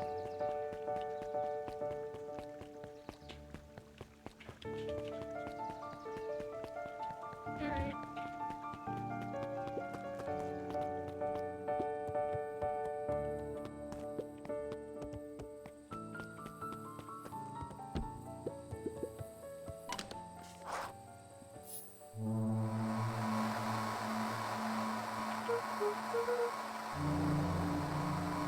Rollo, are you there? I'm at the treehouse now, Rollo. Mr. Kerr said you were all right. What happened out there? Dang it, Rollo, where are you?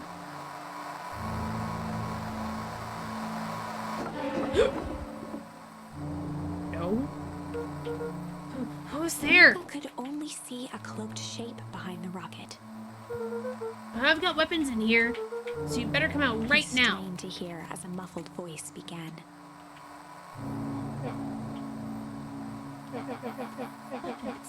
How could you hurt someone that's already Fear dead? gripped Luca's throat. Who are you? What? You don't recognize me? I guess I don't even recognize myself Luca anymore. stared at the ground for a moment, trying to place the dampened voice. The figure shifted slowly from behind the rocket, revealing itself to Luca.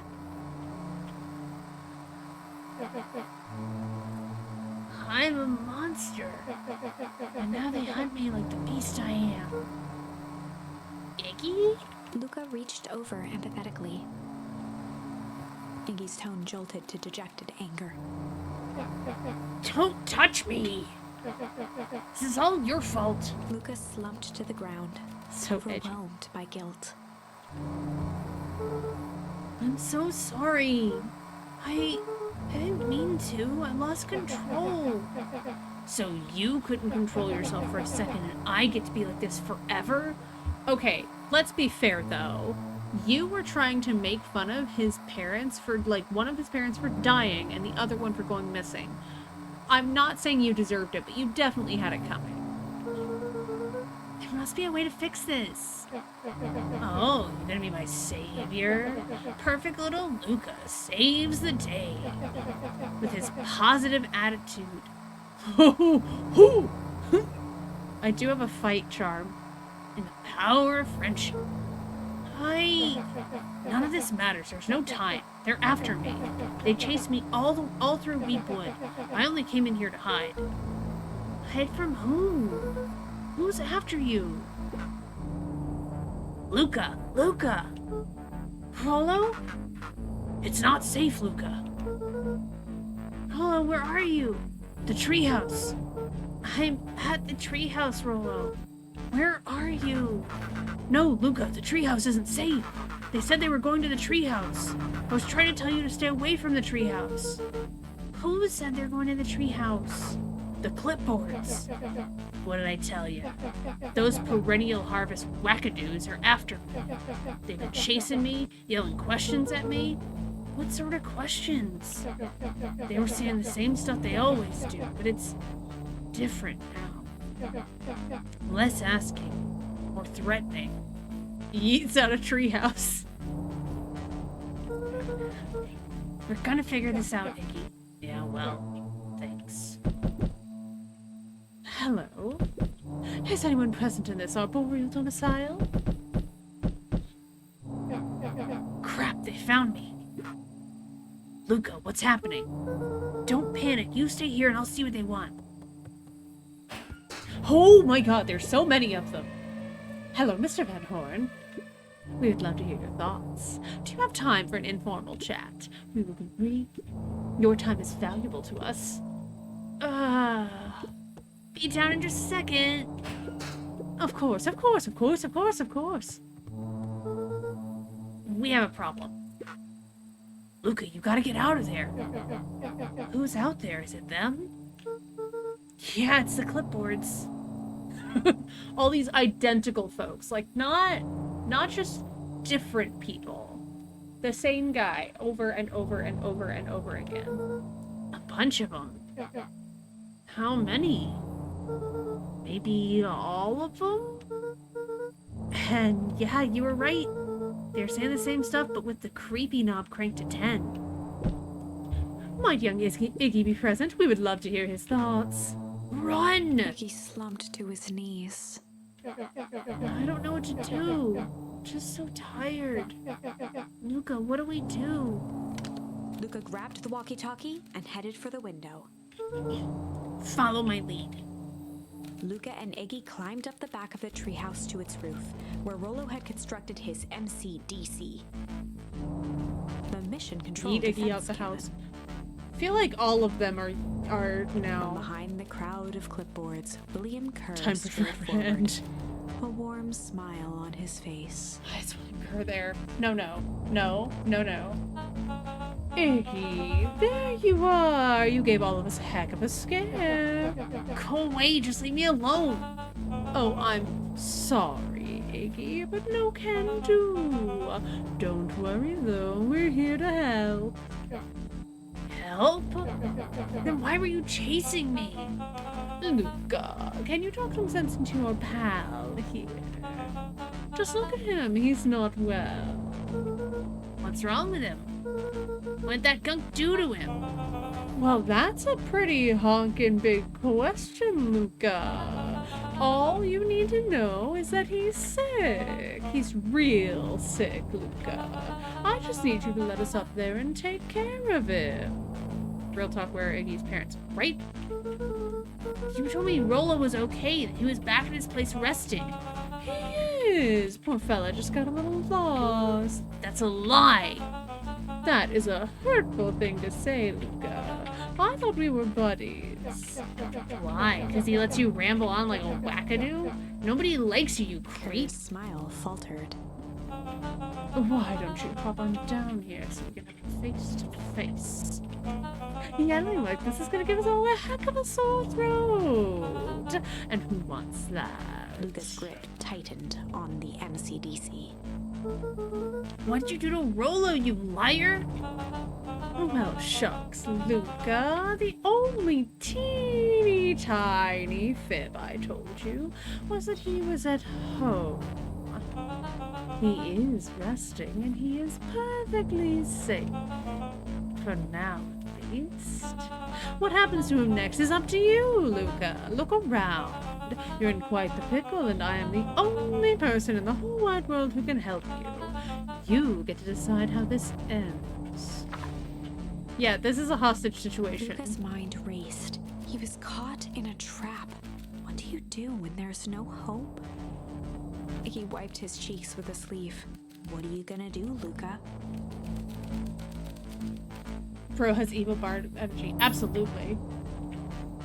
Alright, I only have one option. Luca drew himself up and decided to take the only option they had left. Fight.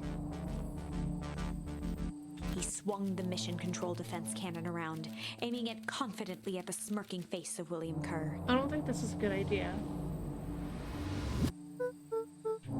Hey, Mr. Luca Kerr. summoned his most insolent demeanor. Rollo sends his regards. Oh no. Hey, that was uncalled for, more than and just plain unsanitary. Look, I really did think we were good pals. What a shame that it's come to this. Kerr turned his back on the two boys. End of this. With a nonchalant wave of the hand, he made his exit. As the clipboards began to slowly advance on the treehouse, Luca looked to Iggy with resignation in his eyes. The end. Rip. That escalated quickly. Maybe discretion was the better part of valor here. I had no other Let's options. put a pin in this for now. Okay, so... Oh! We have a new option here.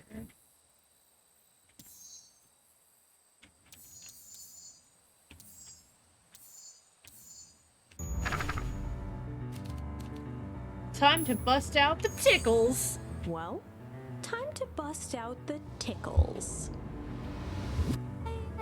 Hey Tish, wanna see something cool? Yep. Check it. Beck lunged forward and began to tickle under Tish's arms.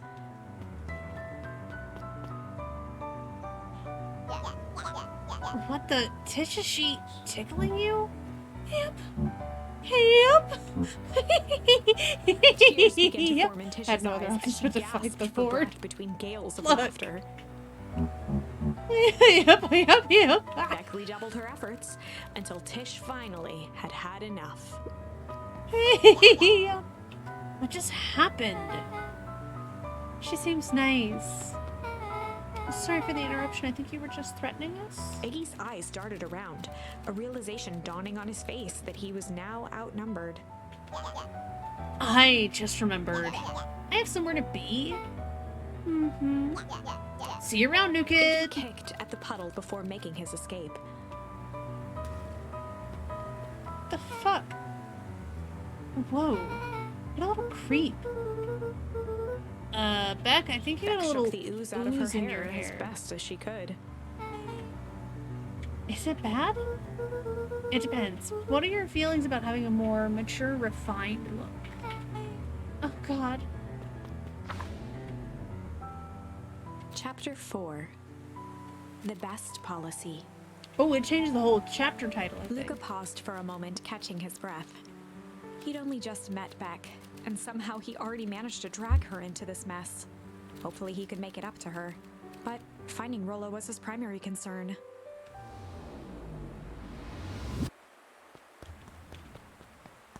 Alright, so do we have...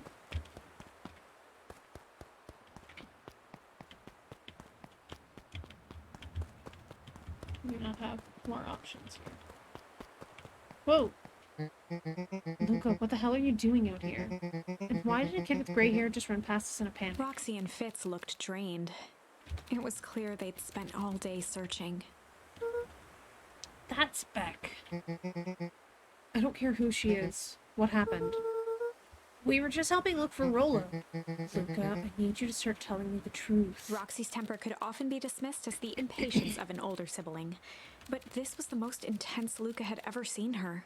Her eyes were wild and unfocused, looking straight through Luca. We're running out of In time. a torrent of rambled words and tears, Luca broke down. Rollo and I weren't just playing in the Weep Wood yesterday. We were investigating lights at the old Valentine warehouse, but someone was there in a strange suit, and we hid in the dumpster and had a heavy bag dropped on us.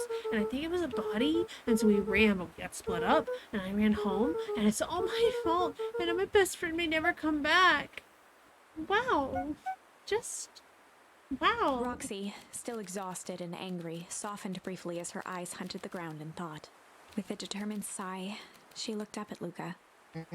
It's not your fault, Luca. Rollo's gonna be okay, I promise. Roxy drew herself up. I'm gonna fix this. Luca, go home. I don't wanna help. This is too dangerous for a kid. I can't just sit around. I have to do something. Roxy tried to think of the safest place to send Luca. You go back to that little treehouse you two like to play in. Wait there in case Rollo shows up. Sound like a plan? Luca wiped his cheeks and gave a quick nod. You did the right thing telling me the truth. Now scoot. Do you really believe this story? What other option do we have? Things have been strange around here leading up to the festival. My dad has been acting weird lately. Oh, well, weirder than normal. Looking into the puddle, Roxy rubbed her arms to warm up. Why is it so cold here? This place gives me the willies. Wait at the trees. Is there anything else to notice? I wonder if I can take the can with me. I cannot.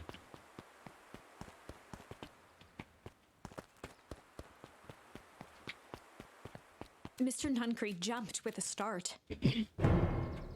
Whoa, don't sneak up on an old fellow like that. Sorry. Who are you talking to? What? Luca motioned to the phone booth. Oh, no. I was just checking because I thought I heard it ring. But the dang thing never does, of course. Yeah, I've never seen anyone use it, really. The whole thing's a waste of money, if you ask me. Any word from Rolo yet? Yet, Long time for a boy to lose his way. Rolo knows those woods too well to get lost. I suppose you're right. Silly boy's antics have this whole town worried sick. Antics? We all know Rolo likes to play his little pranks. You think this is a prank? What other possible explanation could there be? He's not playing a prank, and he didn't get lost. Someone took him. I know it. How would you know that? Unless... Luca, is there something else that you know? Mr. Nuncreed gently placed one of his substantial hands on Luca's shoulder. Dang it, boy. If there is something that you know, something that could help your friend, you need to tell folks. Luca peered up at Mr. Nuncreed. Kind eyes warmed a stern face. There was a deeper emotion hiding beneath it all. It was subtle, but Luca could sense something eating away at him. There was a shame lurking behind those eyes. A deep sadness. If Mr. Nuncreed was that worried about Rolo, maybe he could help. Yesterday, Rolo and I were messing around at the old Valentine warehouse. Mr. Nuncreed raised an eyebrow. Both of you? You were with Rolo when he went missing? Not exactly. I was hiding in the dumpster. A dumpster? What were you doing in there? At first, we were just looking around. Then someone in a strange yellow suit came and dumped something on us. We both got scared and ran. That was the last I saw of him. You got scared by some garbage. That's why you don't go skulking in someone's dumpster. That wasn't garbage. I think it was a body. I'm sure it was just some trash. No, there was a name tag. It said Deep Engineering. Mr. Nuncreed's shoulders slumped. I wish you wouldn't have said A that. deep sigh bellowed from his chest. Am I about to get murdered by a drugstore owner? Why did you have to? I tried, Luca. God knows I tried Luca to keep you attempted to safe. take a step back, but Nuncreed's hand clamped down on his shoulder. But you Van Horns just can't help yourselves, can you? We were all so close to being With done a with firm this. shove, Nuncreed manhandled Luca into the phone booth. What are you doing? It's out of my The hands door now. latched shut with a mechanical hiss. Shit. What? As Luca pounded the glass, the floor dropped from under his feet. The inside of the phone booth was now a loose capsule plummeting at gravity's whim. Luca winced and pressed his hands to the walls. As he braced for impact, the capsule hurried to a surprisingly smooth stop. He felt a cold rush of air and opened his eyes with hesitance.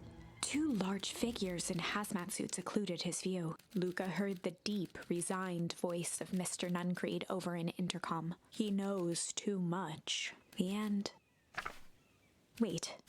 No. This isn't the end. I know there's still much more. Somehow this went wrong. Okay, let's try something else. Are there any adults who aren't pulling some fuck shit in this town?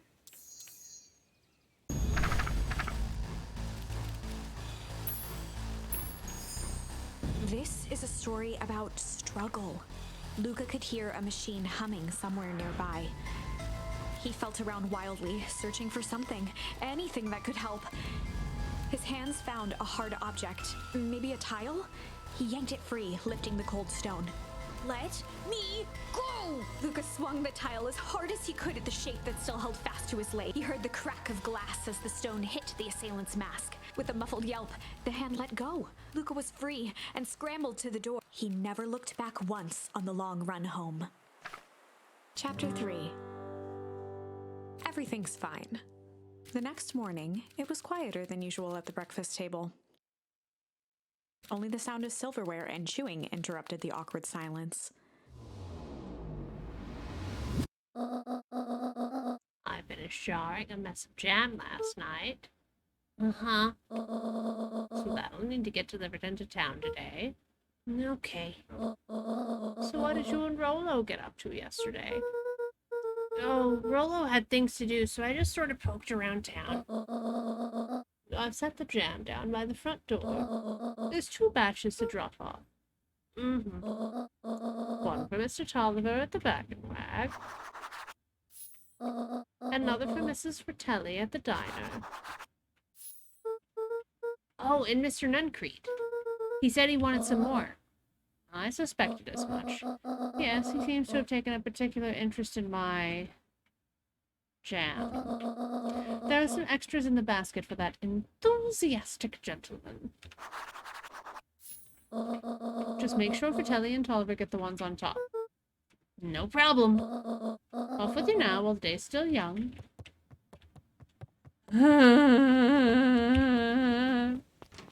No, it's cool. It's fine. All roads lead to child death.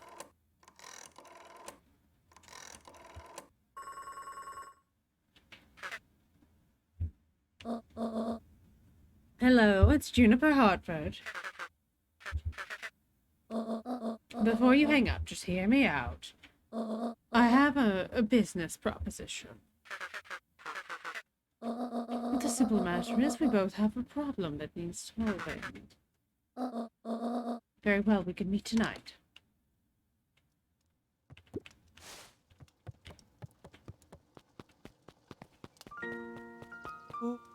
Okay, sorry about yesterday. Roxy had me so annoyed. But good news, no more boring chores for me today. Did you make it to the old Valentine warehouse? So, what'd you find? Give me the dirt! Something happened. There was someone else there. What? Who was it? Was it aliens? I knew it would be aliens. No. Zombies. No. Alien zombies?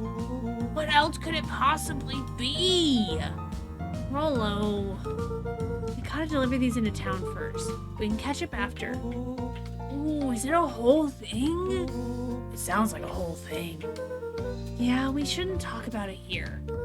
Meet me at the treehouse tonight. Well, I'm not sure what this treehouse is that you speak of. Meet me at Mission Control. Roger that, Space Cadet. Amazing.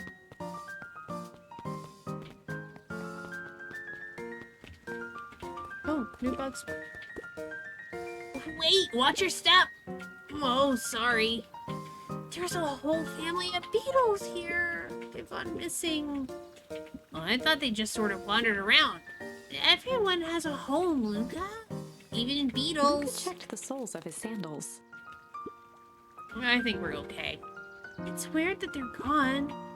They went missing when the festival preparations began. Okay, so far we have missing bees and missing beetles. You think the noise scared them away? Something like that. Just watch where you step, okay?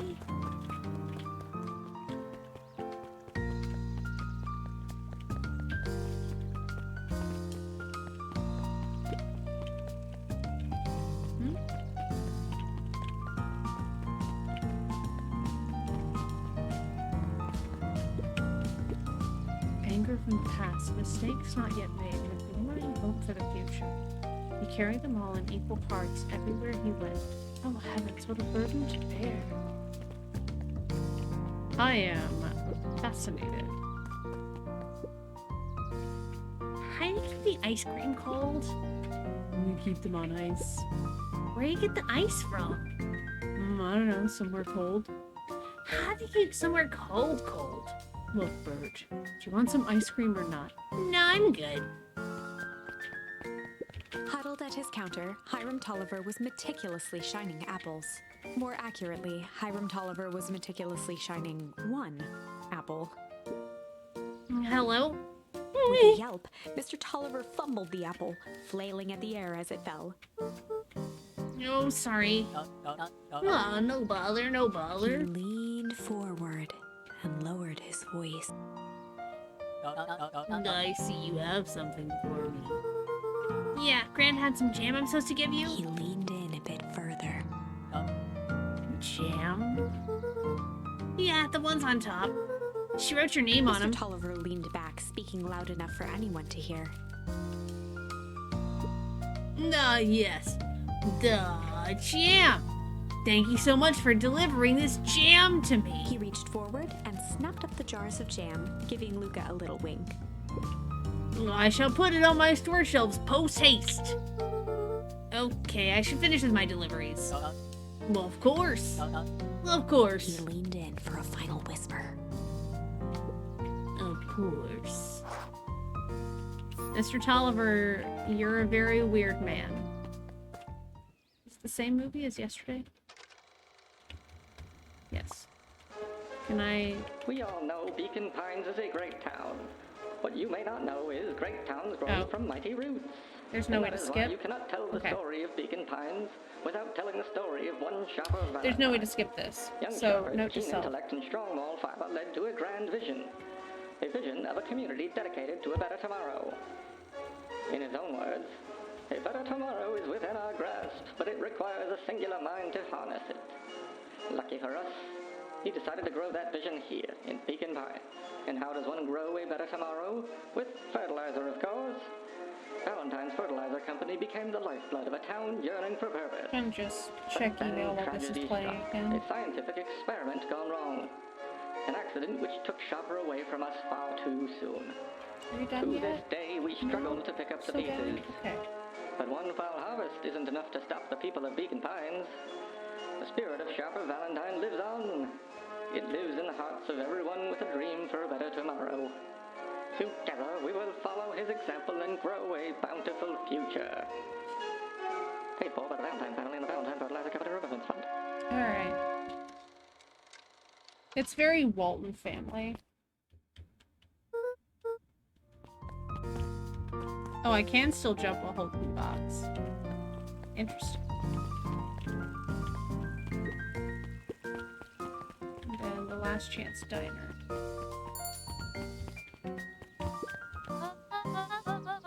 If it isn't my favorite little jam runner. Hey, Miss Fratelli. Look at She you. leaned forward and pinched Luca's cheek. You're all skin and bones. Is your grand not feeding you? She is. It's just... I understand. You know, I taught your mama how to cook back in the day. And you may not even remember, but you and her used to help out in the diner. See that picture over there? That's you helping your mama back in the day. So cute running around on your little apron taking orders. The whole situation just breaks my heart what happened to Eleanor. I got a feeling she's out there somewhere yearning to be with you again. Few things in this world can keep mother from son. Luca shifted the basket uncomfortably. Oh yes, let's see Mrs. here. Fratelli lifted the cloth and inspected the jam. Oh, they even have my name on them. How She thoughtful. carefully lifted out her jars of jam.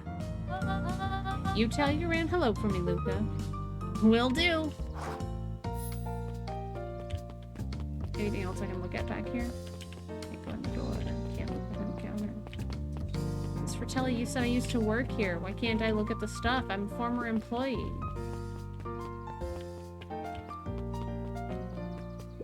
If I could just be left alone, young Mr. Van Horn. Oh, sure. Sorry to bother you. It's just that Mr. Kerr has asked me to make the opening speech at the festival. Being mayor and all, you might expect me to be a charismatic speaker. Truth is, I'm terribly nervous. I really don't think I'm cut out for this sort of thing. Cut out for being mayor or for public speaking? Both, I suppose. Never really chose any of this. It's more of a duty to my family. For our legacy. That sounds like a heavy burden. As for the festival, just speak from your heart. I'm sure it'll be great. That is surprisingly poignant.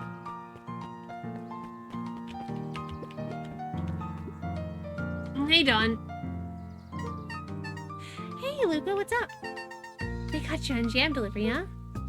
Yep. Have you seen the new kid around yet? New kid? Yeah, came in from the big city. Her parents both got jobs here. But get this, one of them is working for William Kerr in Perennial Harvest, and the other is working for Eris Valentine. And The Valentines represent Beacon Pine's past. Perennial harvest has positioned itself as this town's future. Must make for some interesting dinner table conversations. I can imagine.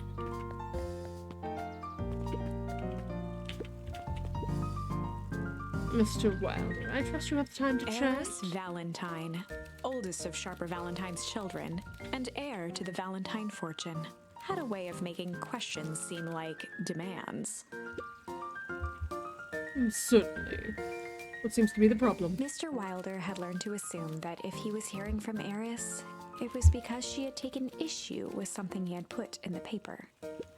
I couldn't help but notice that the front page of this morning's paper was consumed with stories about this silly festival. Well, yes, that is the news of the day, but there was no mention of the museum, nor the foundation through which it was endowed. I'm sorry, Miss Valentine. My readers are more so interested in this town's future, rather than any one family in particular. There was a time, Mr. Wilder, when the goings-on of my family was the only thing this town cared about. Well, things change, ma'am.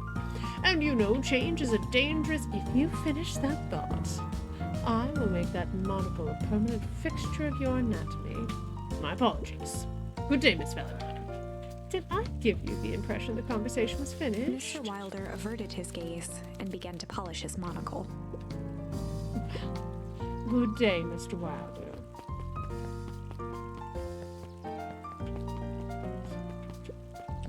What a bitch.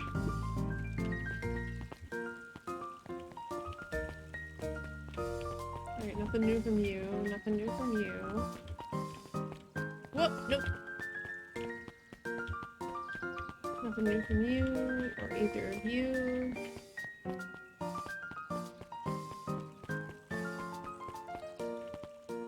Already went down there.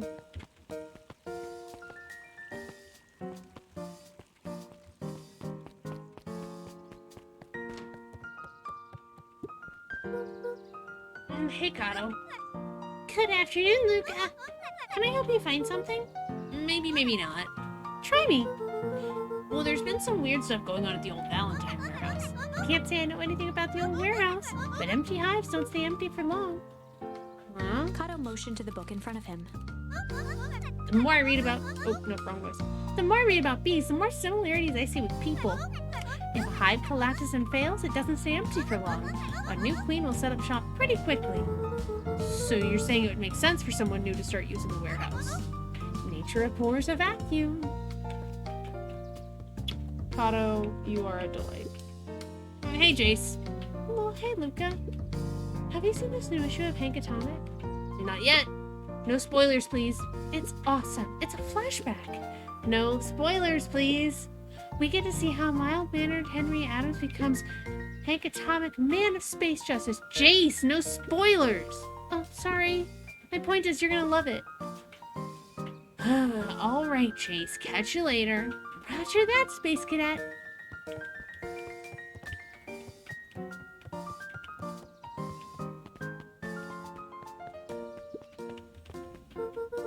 Got some jam for you, Mr. Nuncreed. Luca, you seem chipper. Well, aside from being on delivery duty, it's a nice day. Nuncreed eyed Luca for a moment, then nodded in agreement. I suppose it is. So, do you want your jam? Oh, right. Usually Juniper drops these off herself. I guess she's busy today. Anyway, this is my last delivery for the day. Oh, in that Nuncreed case, snatched the basket from Luca. I'll hold on to the basket until the next time I see your breath. Nuncreed, you're a gross, gross old man. Hi, Beck. Hey, you. Anchovies or pineapple? What? Don't think. Just answer. Pineapple. Why? How old are you? 12. Perfect. Follow me. Who are you? Amy never tell you you ask too many questions? Just try to keep up, okay? What just happened? Well...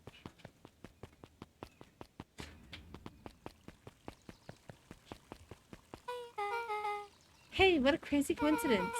Here's my new friend I was just telling you about. that's wonderful. Yep, we just hit it off. Oh, really? Get this. His favorite pizza topping in the whole world is pineapple. Oh, and what is your new little friend's name? Beck locked eyes with Luca. The look on her face was equal parts expectant and desperate. Luca Van Horn, nice to meet you. I'm Nellie, and this is Alona. We're Beck's parents. Beck gave Luca a quick nudge. Oh, yeah, Beck told me all about you. Already feels like we've known each other for years. So you both can stop obsessing about you making friends. Oh, darling, we never doubted you. It's just that for children with fewer than 5 close friends, the probability of a stunted development doubles. Well, one town, 4 to go, I guess. What Nellie means is that we just want this move to be as easy on you as possible. You can relax. A friend has been friended. This calls for a celebration. Luca, you must join us for dinner tonight. Dinner? Wow, another coincidence. I actually already asked him and he said he'd love to. It's just wonderful. In that case, we should pick up some groceries. You two don't get into too much trouble now.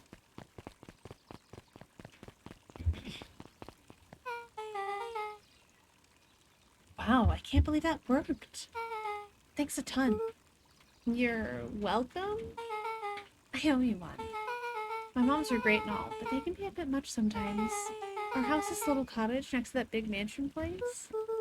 Wait, you live on the Valentine estate? Yeah, that's the spot. Meet me by their big creepy gate. Don't be late. Or I'm back to square one on this whole friend grift. Great, see you there. Meet back at the big creepy gate. But that means we're gonna not... Wait. Let me see something. Oh, we don't have a quest. Oh, okay. I also want to see something else. I want to see if any of these new options are relevant yet.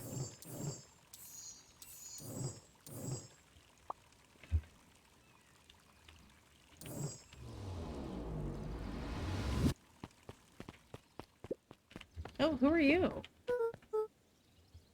Good morning, Jeff. What's so good about it? Another day further down the tubes, yeah, it's me. Come on now, it's not all bad. Festival's coming up. The festival. Old man Valentine used to put on cockamamie shindigs all the time. And where'd that get us? Well, it's Perennial Harvest putting on this one, and they're doing it for the whole town. As far as I see it, the difference between the old Valentine Company and this new Perennial Harvest Jeff outfit. dug through his pockets for a bit. There's a difference between this empty soup can and this brown banana. But those are both garbage. Exactly. But one of those pieces of garbage is great for making banana bread, which is delicious.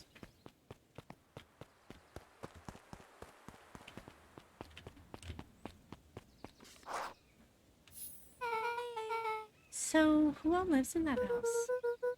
Eris and Gus Valentine grew up there. And Solomon moved in a few years back.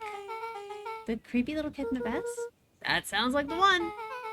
So, just 3 people live in that huge thing? I bet a bunch of shady stuff happens all the time in a place like that. Not really. The Valentines pretty much keep to themselves.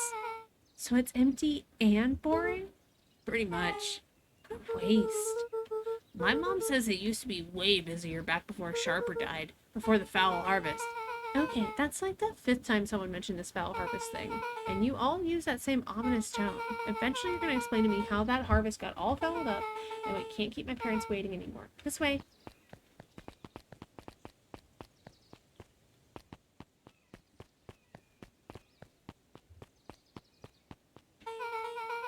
Most kids would have just ditched me by this point. Why are you still here? You look like you could use some help. You know what, Luca? You're not so bad. Let's get through this as simply as possible. Just eat, smile, and nod. Fun. Great, whatever you do, don't bring up their work. I think I can handle that. Beck took a long breath, then gave a firm nod. Here goes nothing. Chapter 4. Dinner with the Moodwills. Ilona Moodwill was worried about change. A gardener at heart, she understood the necessity of change, relied on it even. But there was a difference between the controlled world of her plants and this cluttered cottage in a strange town. Almost done. Nellie was a blur of activity, digging through boxes. Sorry, love, couldn't find the dishes. We'll have to make do with paper plates. Dinner went by without much conversation. As she watched Beck and Luca finish up their pizza, Ilona let herself relax into the chair. The things she cared about were still here. Nellie finally had the job of her dreams. Ah, yes, I want this house in Sims. Beck was beginning to take root. Can already tell. Ilona's task was simply to tend to them. She could do that. So, Luca, tell us a bit about yourself. Where do you live? Oh, I live with my grandma over on the other side of the river. Your grandma? Where are your parents at? Beck, manners. It's alright. My dad passed away in an accident at the fertilizer plant 6 years back. Oh, dear. My mom's been missing for a few months now. Like, missing? Luca's eyes were fixed to his plate, pushing a chunk of pineapple around with his finger. Nellie was the one who eventually broke the silence. Luca, how did you like the pizza? Oh, it was good. Very good. Normally we'd put more effort into dinner. Ilona nervously gestured toward the boxes. They aren't fully settled in. Beck had mentioned that it's your favorite. I'm sorry, are we just skipping the part where he said his mom was missing? Beck! I'm sorry, Luca. This move has us all a little tired. Luca wiped his face with his sleeve. No, it's fine. So Beck said that you moved here for work? Beck gave Luca a swift kick under the table. Ow! I mean, what brought you to Beacon Pines? Oh, we were right the first time. We're here for work. And Nellie won't tell you this, but she's a brilliant chemist. I don't know about brilliant, but I do love it. She's brilliant. Perennial Harvest just made her their newest lead researcher of deep engineering. She makes it sound more impressive than it is. I'm just happy that I get to make a difference in the world. Perennial Harvest is at the forefront of evolving agriculture into something more useful than sprinkling water and excrement on the ground. Glanced over to Beck. She seemed to be holding her breath. What Nellie means, Luca, is there are different ways to grow plants. Yes, some people talk to their plants and hope for the best, and some people happily leave their job to allow a loved one to pursue their dream. You swore Beck you slammed didn't. her fist into the table, perhaps harder than she intended. Hey, Luca, how about some dessert? I actually have to meet my friend Rolo Luca soon. glanced outside to gauge the time. The sky was darker than he expected, filled with ominous clouds. Looks like there's a storm brewing. I should get going. Oh, I didn't think there was any rain in the almanac. Yeah, almanacs aren't that useful Luca around wiped here. his mouth one last time with his napkin and started to get up. Well, thank you all for the pizza. It was really good. See you at the festival, Beck.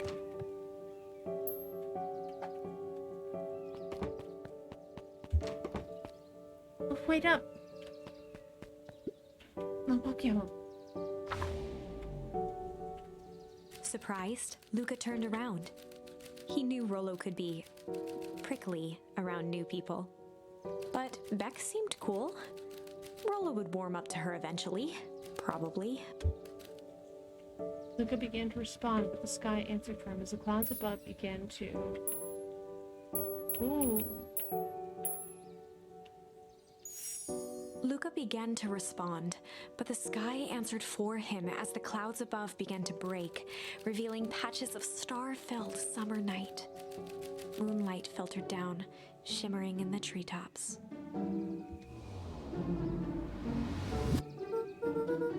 Sure, you can meet Rolo. You're not going home? No, I promised Rolo I'd tell him Luca about... stopped himself mid-sentence. How did you tell him what? Spit it out, bub. We're thick as thieves now. If there's a juicy secret, you gotta tell me. Okay, you can come to the treehouse and I'll tell you both what happened. Heck yeah.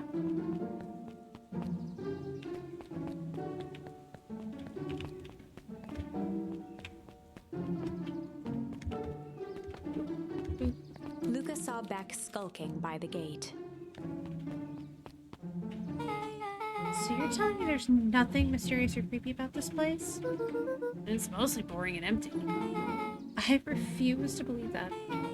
Big spiked gate, looming mansion, rich reclusive owners. It even smells shady. Beck grabbed the wrought iron bars and shook the gate. Mark my words, you decadent nightmare house. You will reveal your secrets to me. Whoa! Ah! No! What? No! Uh-oh. What did you do? First of all, I told you so. Second, hide! That's Eris Valentine. Who's she talking to? Shh! I expect you to return that suit in working order. Of course. As long as everything proceeds as planned, there's nothing to worry about. The only thing I'm worried about is what's rightfully mine. If that means making some unsavory alliances, so be it. I couldn't agree more. There comes a time to suspend hostilities. I'll deal with our common threat. Now this is what I was talking about. Beck's voice was an excited whisper. Proper shady stuff. Someone in a suit like that tried to grab me yesterday. Seriously? Shh. I do understand that when this all inevitably fails, I will deny everything. I wouldn't expect anything less of you. You just worry about your part in this and let me handle the rest. I can't wait to see the look on that Rube Kerr's face. I have no idea who's gonna be who at this moment. Yes, the truth will come to light. I'm still surprised you're so comfortable with the potential collateral damage. If there's one thing I've learned, it's that change is painful. Wow, I was expecting shady, but that's just flat out supervillain talk. If you don't mind me asking, why? Why are you doing all of The this? mysterious figure retracted their mask, hair pushing out from all corners. Oh no.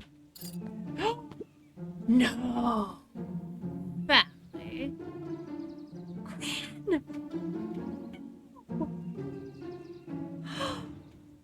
The betrayal! A chill ran down Luca's spine. His vision blurred. Beck stifled a sharp wince, and Luca looked down to see himself wrenching her hand. An answer I can certainly respect. Gran tousled her hair back under the face mask. Just remember, keep everything nice and normal until the festival. I don't need lessons in rousing Gran suspicion. gave Eris a curt nod and disappeared into the night. Gran! Gran, what are you up to?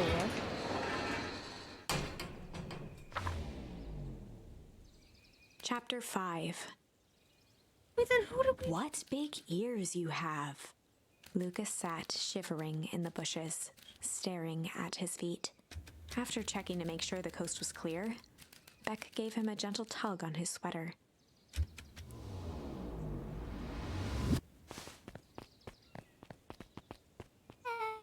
What's wrong? Stepped away to be dumb and putting in safety locks. Oh, you're putting in safety locks for cabinets? Okay, so apparently Gran is working with the Valentine family to do something to screw over Kerr. And also Beck's mom, one of Beck's moms works for Kerr and one of Beck's moms works for Valentine. And also, I don't think you were here, but sus creep, the guy who keeps trying to hit on Gran, is apparently working for somebody because he shoved Luca into a phone booth and dropped him down a trapdoor. Like, we are in all sorts of, like, everyone's in the... Yeah, Beck has two moms. I like how that's the part you picked up on. Like, we got Gran working for the Creepy Mansion people who own this town.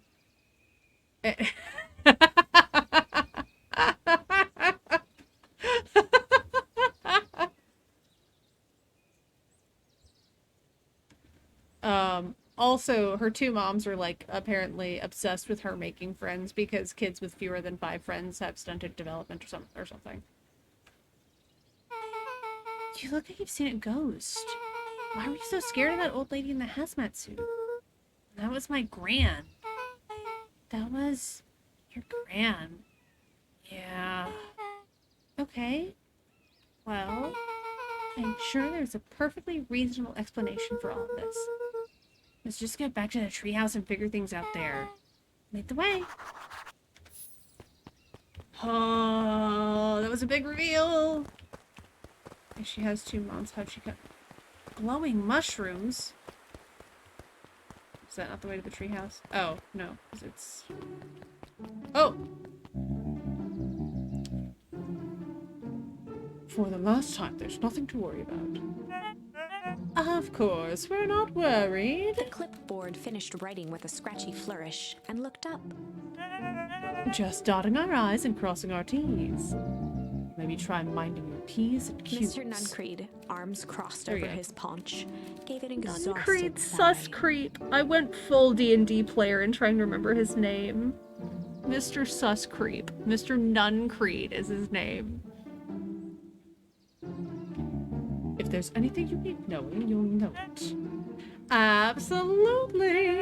If you'll just sign here acknowledging everything is accurate, we'll be out of your hair in a flash. For the love of...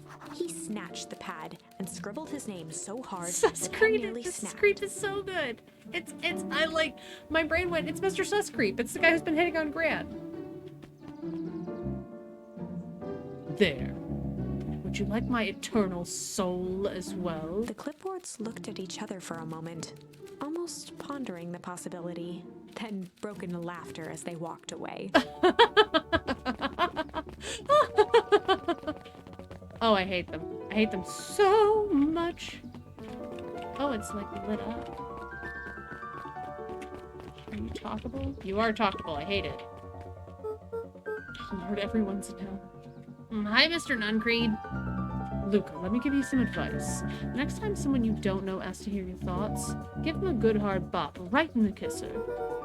Oh, Gran tells me just to keep away from the clipboards. That's good, that's good. Your Gran is a smart lady, Luca. Speaking of which, better run along home now. Too dark out to be wandering on your own. Sure. But have you considered...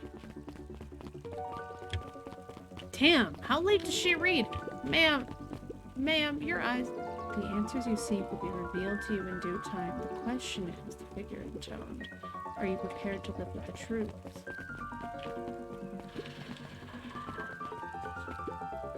Another day, another dollar. See you tomorrow, Z. Have you noticed how all the Perennial Harvest folks order the same drink? Decaf cappuccino with extra foam? Why? I don't know. Just thought it's a little odd. Pretty weird for sure.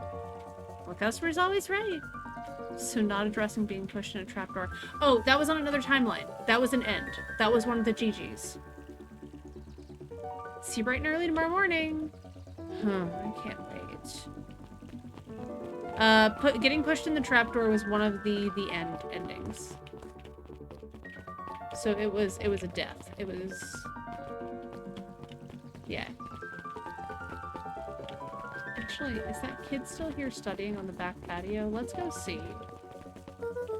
I better not dilly-dally. Gotta get to the treehouse. Fine. Okay, but it's not dilly-dallying to go this way. It's just dilly-dallying to go up to the top of the cafe. Got it.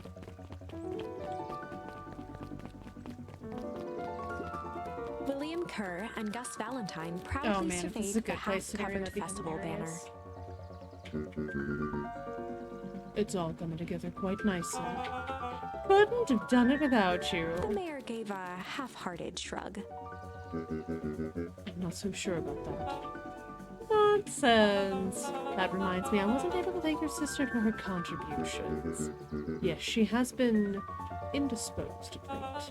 She doesn't much like me, does she? Oh, no, that's not it at all. She's just been busy. Of course. Regardless, I would be rather grateful if you could pass on my thanks to her. The History Museum adds a real air of import to the whole affair, and we couldn't very well celebrate the story of Beacon Pines without including the Valentines. My father was a great man. You're darn tootin' he was. Locked his arm on Gus's shoulder. I mean the entire Valentine family, present company included. Can I ask you something, Mr. Kirk? Call me William. Ask away. William, why are you doing all of this? Gosh, I've never felt one needed a compelling reason to throw a party. Not just the festival. All of this. There's gotta be 100 down-in-luck towns out there. Why is Perennial Harvest so invested in helping Beacon Pines? You know what I love most about the agriculture business? Seeds. Seeds? Yep, little bundles of With a glimmer potential. in his eye, Kurt gestured grandly toward the horizon. Why is everything this man says a threat? You treat a seed right, nurture it, feed it, and it can grow into something truly special. You see potential here. Undoubtedly. The seed of greatness is already under our feet. All it needs is a little nudge and the right leadership, of course. Oh. Good night, Mayor Valentine. Everything Kerr says is a threat. Everything.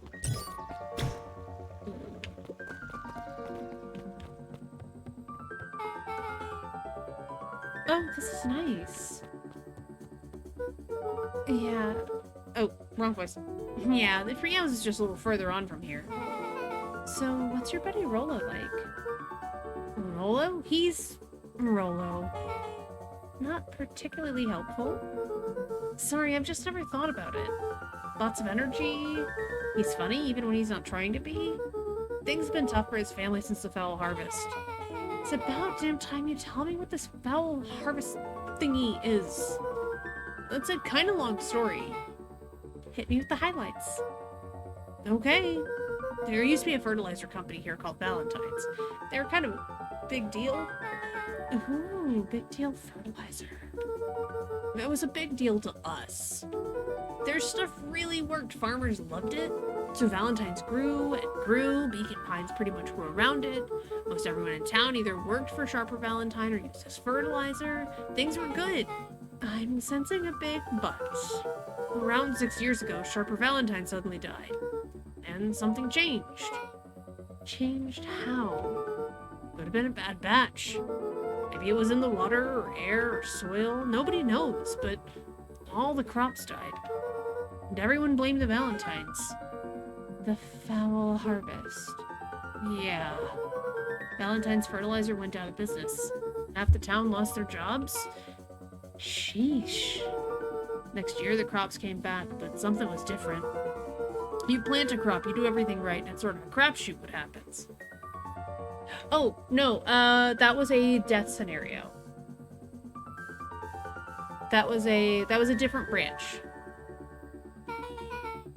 And no one knows why? Nope. I'm gonna take it, Rolo's farm got the short end of the stick. Yep, for some reason their farm is hit harder than others. That sucks. It's gotten better since Perennial Harvest came to town. The Beacon Pines Reborn Initiative.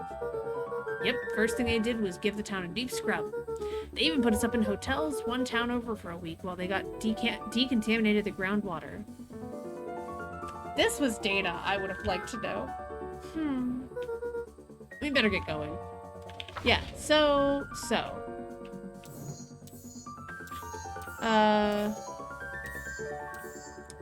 the tickle option led to...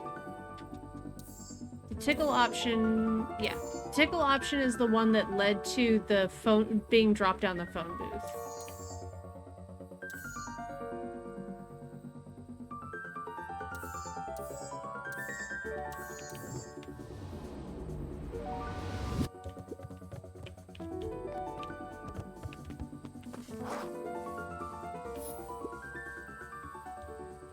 It's about time. I was about to give up and go home. So Iggy needs to get maimed good? Not sure. Who's the new kid? Name's Beck. You must be Rolo? I see. My reputation precedes me. Welcome to Mission Control. Rolo waggled his head with pride. You'll find we've spared no expense in construction. I've seen worse looking piles of junk. Thanks! Hey, Luca, you know the security concerns we talked about? Yeah. While I was waiting, I made some improvements. Let me lock this baby down for a little test infiltration. Can't be too safe these days.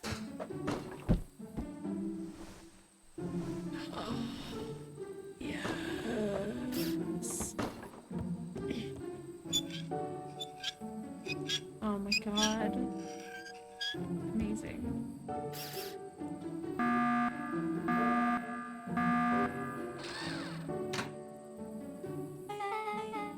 He goes all out, doesn't he? Always. Iconic.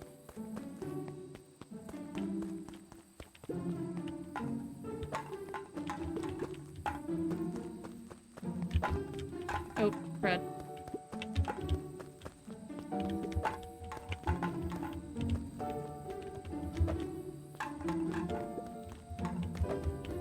I am really bad at aiming. Okay, hold on.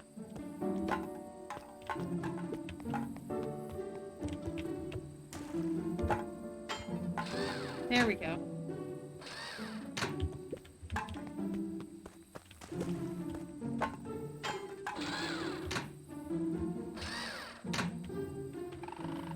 Oh, now it moves.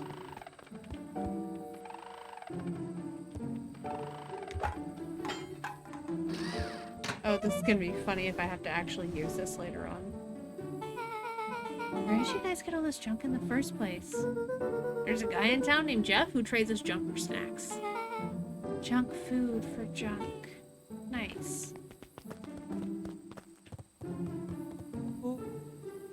So, pretty sweet security, right? It was imaginative, I'll give you that. Look, are we sure we can trust the new recruit? I'll vouch for her.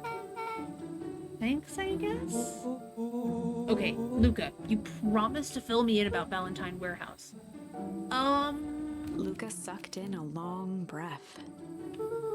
So like I said, there was someone there. What were they doing? I don't know, but the place was lit up and active? Maybe they were squatters? I don't think so. It seemed more organized. When the man pulled me in, I saw some sort of equipment running. A man pulled you in? Yeah, but I got away. You keep saying it was a man. They were wearing a mask, right? Yeah. Then it could have been a woman? How'd you get away? I grabbed a rock or something and broke their mask. They let go and I ran. Dang.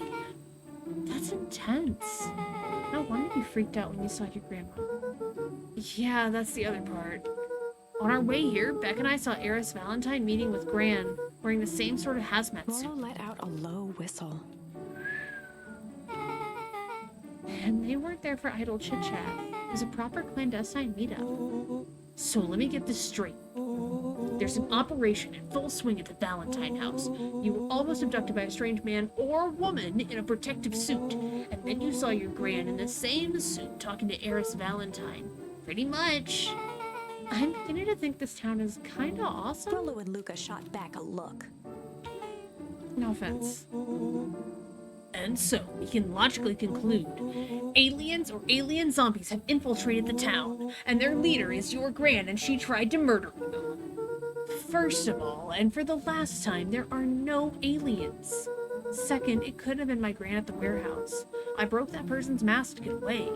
The mask Gran was wearing wasn't damaged. But she's definitely hiding something. Maybe. Your Gran is weird, but she might be the most boring person in the universe. All she does is sit around all day making jams. What could she possibly have to hide? I don't know. We haven't talked much since she moved in. Moved in? Your Gran isn't from here? No, she came a few months back to take care of me after his mom went missing. Did you know your Gran before? Not really, no. It's been years since I'd seen her. Luca, don't take this the wrong way, but are we sure your Gran's on the up and up? Luca gazed out the window. I'm just saying. It sounds like strange stuff has been happening since she showed up. We can say the same thing about your family. But you're right. Luca, your gran is hiding something. And Pa always says folks only bury stuff worth digging up. That's a great saying, actually. We need to investigate your house. If my gran's really hiding something, don't you think I would have noticed by now? That's kind of the whole point of hiding something. I guess you're right. Grant's been leaving the house for hours at a time this week. Well, I'll call you two tomorrow when the coast is clear. And we can start getting to the bottom of this. Well, I'm always game for a good snoop. More and more toward Violet Evergarden. Why does that sound familiar? Violet Evergarden sounds familiar. You can count me in. Chapter 6. Secret Lair. Summer forged ahead, but the nights only seemed to grow colder. Luca walked home slowly under the pale starlight, cautious to avoid any more surprises lurking in the shadows. Reaching home, he slipped quietly into bed, half dreading what they might discover the next day.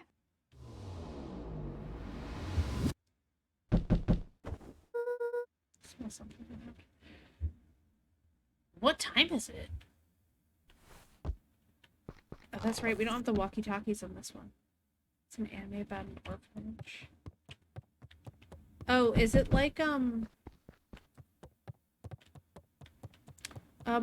is it like, I was gonna say No Country for Old Children. No, oh my god, what is it called? There's that anime about the, oh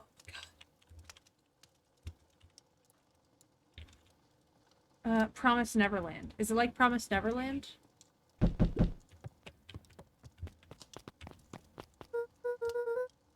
Roland, what on earth is that? Hmm? That ridiculous thing on your head. Oh, this? It helps me think. Ah, yeah. Okay. Yeah. Promise Neverland. No Country for Old Children. Promise Neverland. Oh, God.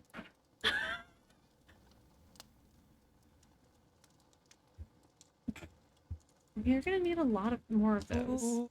Joke all you want. We'll see who's laughing when I crack this case wide open. The coast is clear? Yep, whatever she's been up to this week, it's been keeping her busy most of the day. Very well. The game is afoot. Luca and Beck rolled their eyes as Rollo strutted across the room. If I were a gran, where would I hide my deepest, darkest secrets? But there's drugs in the jam. No, yeah, I've been suspecting the jam for a while now. Perhaps where you might least expect it. Rollo flung open the cabinet with confidence. He Aha! coughed as a veil of dust hit his face. I think it's safe to assume anything that dusty isn't what we're looking for. Or maybe that's what she wants you to think. And again, any good detective knows not to trust their first hunch. First hunches are for suckers.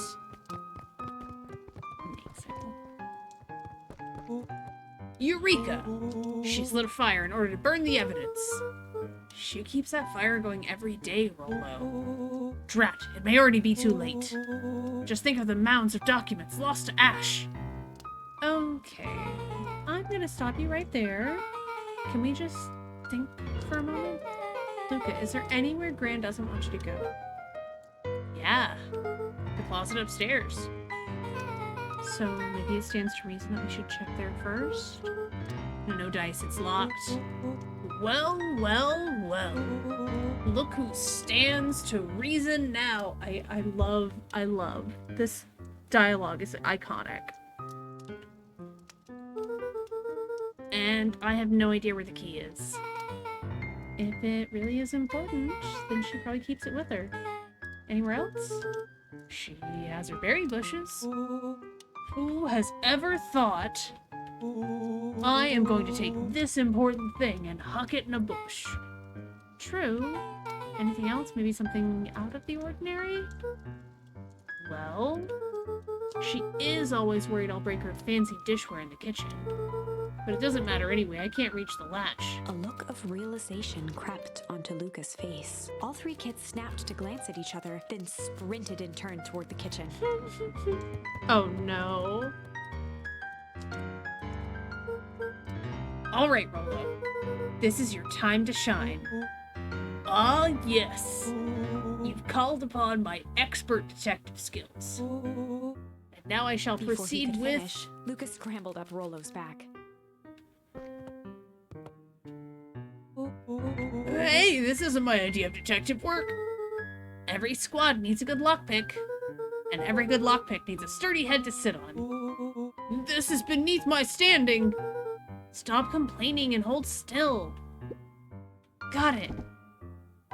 The three crowded around the hutch to peer in. With the glass doors opened, a perfect porcelain display gleamed in front of them. Their eyes searched for anything amiss, but the only distinct feature was its impeccability. Well, that was anticlimactic. Yeah. I don't really know what you were expecting.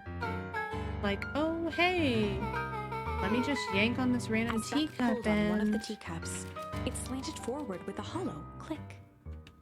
The entire hutch began to rustle and slide under its own power. What? Seems like your gran has been doing some remodeling. Dude, only two types of people have secret lairs. Evil masterminds and superheroes. So, which one do we think she is? Well, we're about to find out.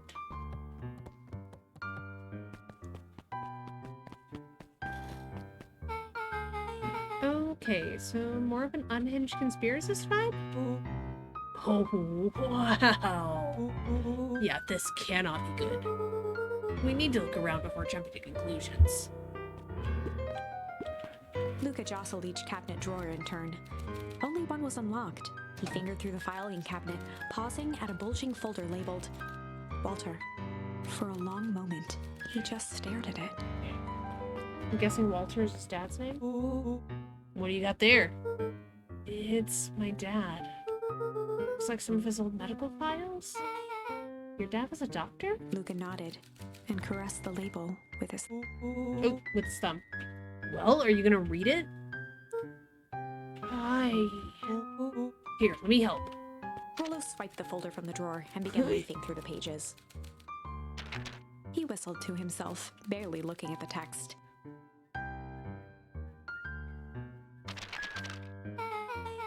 How about you actually read some of it?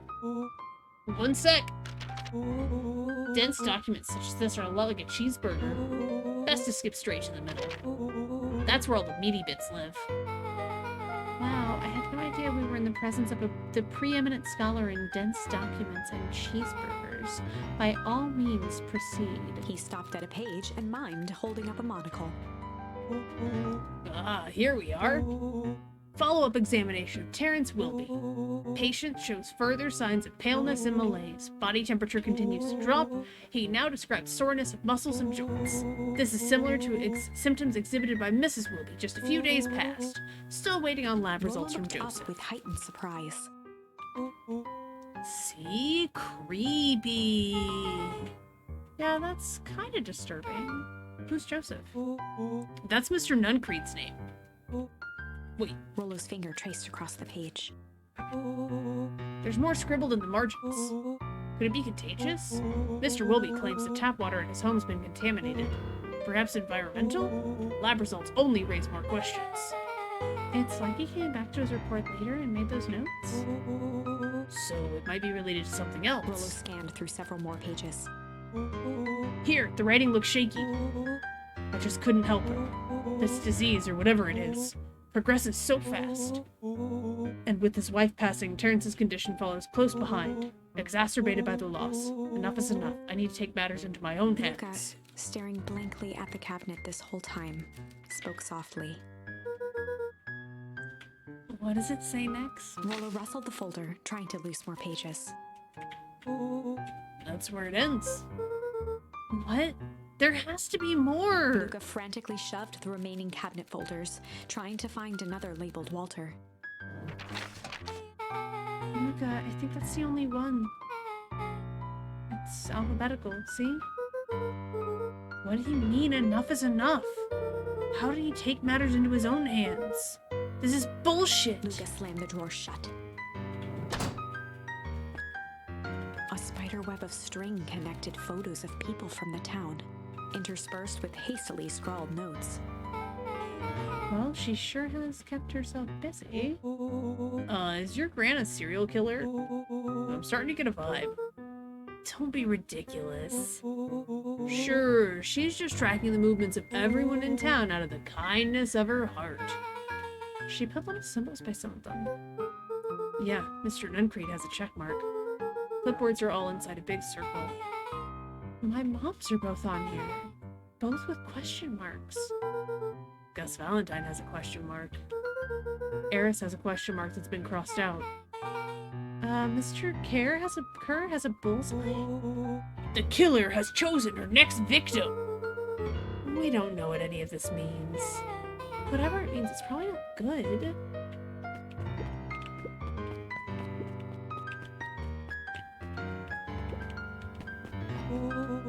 What do we have here? Barrels marked caution explosive. And jam jars? That's enough jam to feed the whole town. What kind of incendiary jam is your gran making? Incendiary? She wouldn't have had me walking around town delivering bombs. Right? Only one way to find Rollo out. casually spun open a lid and dipped his finger in the jam. Huckleberries. He smacked his lips. A hint of brown sugar. And ink? What? Rollo plunged his hand in the jar, fishing out a soggy slip of paper. Aha! Rollo offered the slimy note to Luca and licked his fingers clean. It's addressed to Miss Fratelli. A grand jam. That's it. That's the end. We will never top that. Grand jamgram? It says, last night I used the disguise Eris provided to scout the location. The timing window should be possible.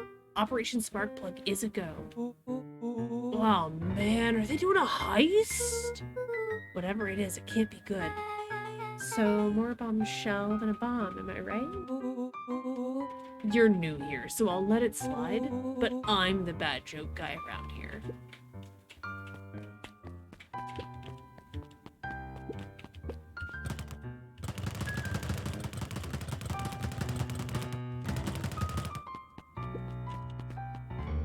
They crowded around a worn-down old map of Beacon Pines. Whoa, this looks like a treasure map. Not every old map is a treasure map, Rollo. Yeah, but every treasure map is an old map. Can't fault that logic. Look, there's even a pathway drawn on it. It starts at the entrance to town, and if we follow Rollo it, carefully traced the path with his finger. it leads right He jabbed to down at the end point. Town Square. That's the fountain in the middle of town. What a weird place to hide treasure.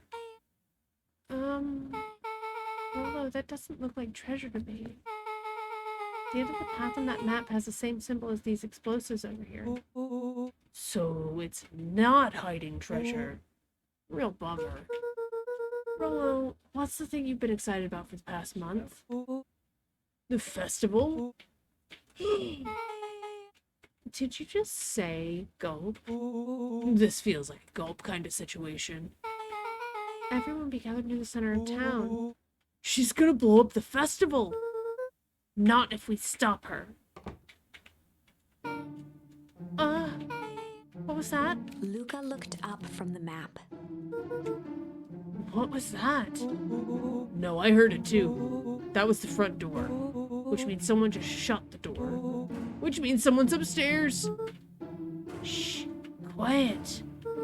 Hit the lights. Beck flicked off the light, and they became statues in the dark. Overhead, creaking floorboards bent under slow, deliberate steps. The kids looked up, the tilt of their necks following each footfall.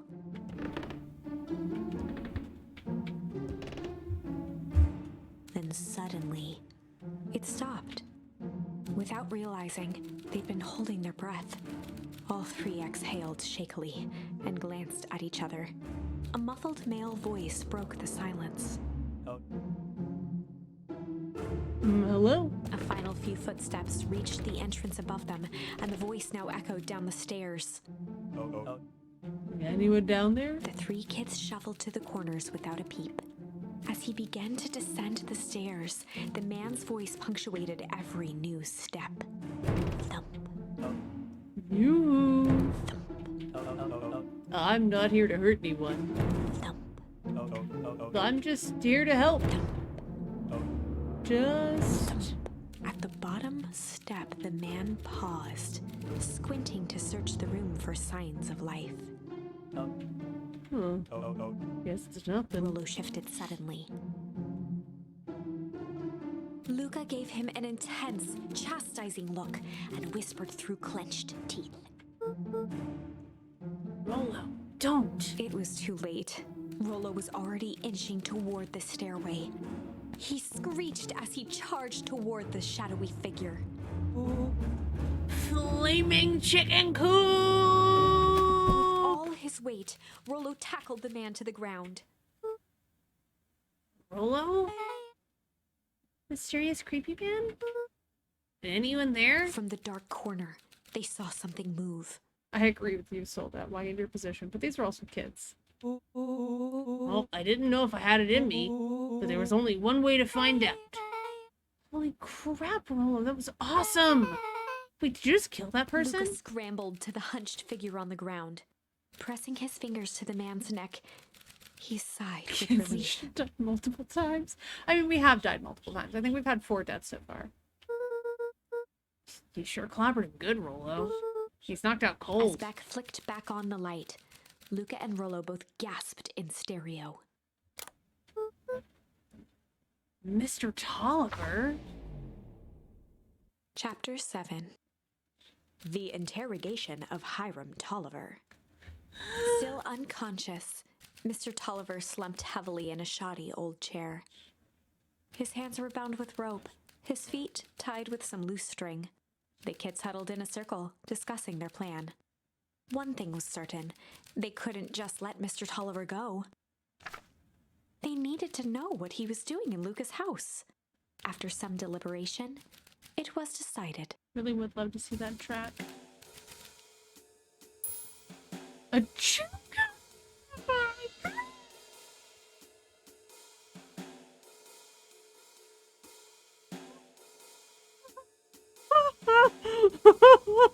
Ah, yes. All those chill cops. Those chill interrogations. They'd run the classic good cop, chill cop interrogation. I think I might need to call it. I'm very tired. I'll handle this. Just gotta play cool. Interrogation. We can't let them live. Okay. That is basically what happened with Mr. Nuncreed earlier, though. Luke came out and was like, and Nuncreed was like, just be honest, boy. Maybe someone will help you. And Luca was like, blah, blah, blah, blah, and this body. And they were from deep engineering. And Nuncreed was like, I wish you hadn't have said that. Murder. I'll handle this. Just play it cool. Luca walked calmly to the light switch, flicking it off and on a few times. Mr. Tolliver shook his head, gathering his wits. Golly, I sure got my bell rung. He looked over to find Luca, who returned a calming grin. Are your players like in danger of doing an interrogation? Sorry, Mr. Tolliver. This is all a big mistake. Oh, Luca, what's going on here? Why do you have me strapped down? No one's fault, really. Rollo just got a little startled. Rollo's here. Rollo and Beck emerged from hiding to give a timid wave. Well, all right. Mistakes happen. You kids gave old Hiram a good scare. Let's just get me out of these ropes and call it even. Luca glanced over to Rollo and Beck, who replied with skeptical looks. Mr. Tolliver, why are you in my grand's basement? I'm here to help, of course. Help with what? What's my gran up to? Well, if you'll just cut me loose, I can show you. How do I know we can trust you? They played them, kept quiet, only gave minor info, and told him I'll feel comfortable talking when I'm behind bars, and slides out using politics. Mr. Tolliver exhaled with disappointment. Luca, have I ever done wrong by you? No. And since your gran moved to town, haven't I been nothing but welcoming? Yeah. So why would I turn my back on your family now? It's just, all this stuff seems pretty weird. Board with names of people from town, an archive of my dad's old disturbing patient notes. Luca gestured to the corner. Barrels of explosives? Well, I can explain everything. You just need to untie me. You kids deserve an explanation. Luca looked again to Rollo and Beck. This man's gonna try and murder children. This time they shrugged. Luca began to slowly loosen the bindings. Mr. Tolliver gently rubbed his wrists. That's a good lad. This'll all make sense in He time. edged imperceptibly toward the stairs as he spoke. You see, this town has secrets, Luca. Very dark past indeed. Before the kids had even noticed his movement, Mr. Tolliver was at the light switch. And past it must be brought Punctuated his final to words by flicking the switch and rushing up the stairs. light. Son of a... Beck darted to the wall and turned back on the lights. It was too late. Rollo confirmed what they all heard. He just locked us down here. Mr. Tolliver's muffled voice came from behind the door. I wasn't lying, you know.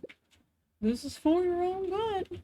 You kids just keep tight down there and let the adults handle this. They looked bewildered at each other. Play it cool, huh? Not now, Beck. They heard the staccato thump of quick steps exiting the house. The kids looked down in resignation. This isn't how it goes in Hank Atomic. For some reason, they'd always assumed it was up to them to save their town. Luca opened his mouth, hoping to conjure some magical words to make this right. Only a hollow croak escaped. The end. Well, we certainly aren't going to find a grand resolution to our tale locked in a basement. Back to the drawing board.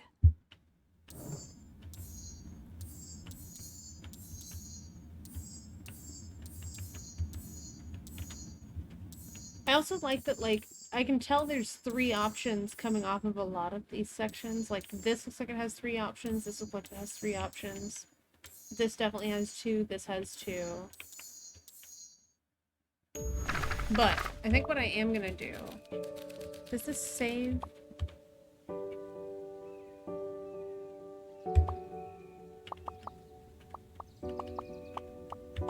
I'm gonna see something real quick.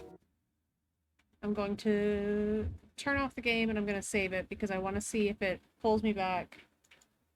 There we go. Synchronizing Steam Cloud. Because I want to make sure it actually saves us where we were. So that we don't end up trying to get back to where we were next time. They heard the staccato thump of quick steps exiting the house. Yeah, cool. Okay, so that is where we are going to call it for tonight. I'm going to see if anyone is online to raid into.